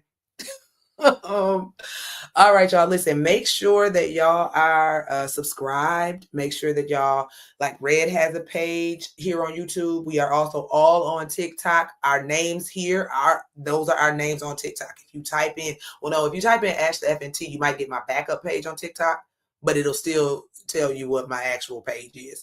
So all of us are there. If you're watching on Facebook, then that means you already follow me there. TikTok. What'd you say, Jay? I said I post food here. Yeah, Chef Jay. I told y'all she made the cake for VP Harris. She be trying to downplay that like she ain't the presidential baker. But she posts a lot of food and baking things. Read a lot of different commentary. We done told Emac she just got to do story time because her life story is funny in and of itself. Things she talks about, y'all would die because we have. So follow all of us. Again, if you are interested in Therapeutic Book Club, that is something I am offering. We are reading Untamed by Glennon Doyle. I'm supposed to start it May 10th, but if I don't have enough people signed up by May 10th, I got to push it back because I got to make sure I have enough people signed up. If you need the link to be able to register for Therapeutic Book Club, please hit me up. You can put it in a comment. If you follow me on the other platforms, you can inbox me. If you follow me on TikTok, it's already in the bio. The link to get to it is in my bio. And what else? I think that's it for me. I do want y'all to support everybody, support Black women, support Black people, support Black creators. Okay. That's why we support in Ryan Coogler. And I mean, the film itself was phenomenal anyway. So we should support each other at the end of the day. We are in a scenario now, especially in this country, where that is necessary. We need to mind our business and support one another. That's what we need to do, because it's not a lot that we can do about other things going on that we told folks about already, and they did it anyway. Annie is a prime example of what does happen when you do listen to Black women. Okay, she if they hadn't listened to her, they would have been dead long before they was actually dead. Granted, it ended how it ended, but Annie still knew and they listened. Y'all see how Smoke listened to Annie? Mm-hmm. Listen Speaking to of Black. which, can we give Annie a shout out for when right as Smoke was holding Stack as he was passing? And he Mm-hmm. recognized, because Smoke was giving out direction the whole entire film. From the time we met him, he was giving out, you do this, you do that. And in that moment, she saw him in his shock, and she's like, okay, let me take over. Y'all keep them outside. Y'all do this, y'all do that. So she took over that role right quick while he gathered himself. Yep. Listen, that's the type of woman you got to Say be with a keep them Smoke. outside. She said keep them out this room. Oh, damn it, Delta Lord, Squad. Outside out the room, but she kept him out. She was giving Damn directions. it, But that's just yep. a testament to how Black women. Well, you know what? I'm gonna go a step further. Women become what they man need them to be when they need them to be it. Black women historically have had to do that on levels other races have not. But all the same, women step up and become what their man need in the moment. And she saw that her man could not perform his duty, and she jumped right into the role. And y'all don't take this the wrong way, because y'all know I'm pro woman all day. But that is what a righteous man means when he asks a woman, what do you bring to the table? I Mm-hmm. think powerful men look for women who can step in if they are incapacitated in any way. I'll leave Mm-hmm. that there though. in Mm-hmm. Smoke. Because I'm always gonna bring it back to the movie. If he would have listened to her and put Stack's body outside, they probably would not have figured out that they were vampires until it was too late. Mm-hmm. Mm-hmm. He Hey, could have. Oak 28. Yeah, you late. Yeah, it was. Now, we ain't talk about that. But yes, indeed, it was. This was a movie about eaters in more ways than one, honey. We didn't talk about that, but yes, it was. It was. Um, but we do have to wrap up. I so thank y'all for watching and staying on this whole time. Y'all have been dope. Go back and watch the first one. Like I said, the first one is posted on Facebook and YouTube. And I appreciate y'all so much. Thank you all so much for watching and having commentary in the comment sections. This has been really great. And I will see y'all next time. Who knows? We could do another one. Like I said that before. I said I was only going to do 2, but I mean, the movie was great. We could have another one about so many different subject matters. But again, make sure you are following us on other platforms. And I hope y'all have a beautiful, wonderful rest of y'all night. Y'all 3 stay on. Don't click off right away. Good night, everybody. Any last words from my 3 wonderful, amazing panelist sisters here? Y'all come back for part 3, because we're gonna have a part 3. Come back for part 3. Now she forcing me into it. I was just gonna say that Sinners is still number 1 in the box office. And is. And Like is. want to, but you should. Go I see want to it. say I want to say 2 quick things. In the future, Michael B. Jordan, as you get casted for more roles, because I know your acting career has so much left to go, and you get more big Black women to be with, I need you to throw that thing on them. I ain't finna accept too many more scenes of bullshit with you and the plus size women. And 2, and this is on the serious side. Based on the commentary that Ashley asked us to share tonight, which was about our history with other cultures in America. As you watch the film again, or as you start to pay attention to politics and the social outline of it, I want you to educate yourselves on why these people have made the decisions they have made when interacting with us. And I want you to see the humanity in their flaws and the bravery in their overcoming. And as you learn more about other cultures, you can either arm yourself or align yourself accordingly. And also remember that over all this time and over all this space, you and these people share ancestors. So there is a way to reach them, and it's not money, power, and dominance. It will be spiritual. Thank y'all for listening. It's Jazz and Monique, the Red Lipstick Vixen. I love that, Red. Thank you. Perfect wrap up. All right.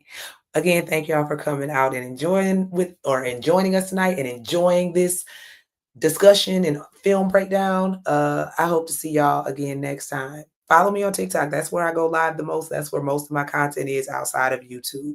All right. See y'all next time.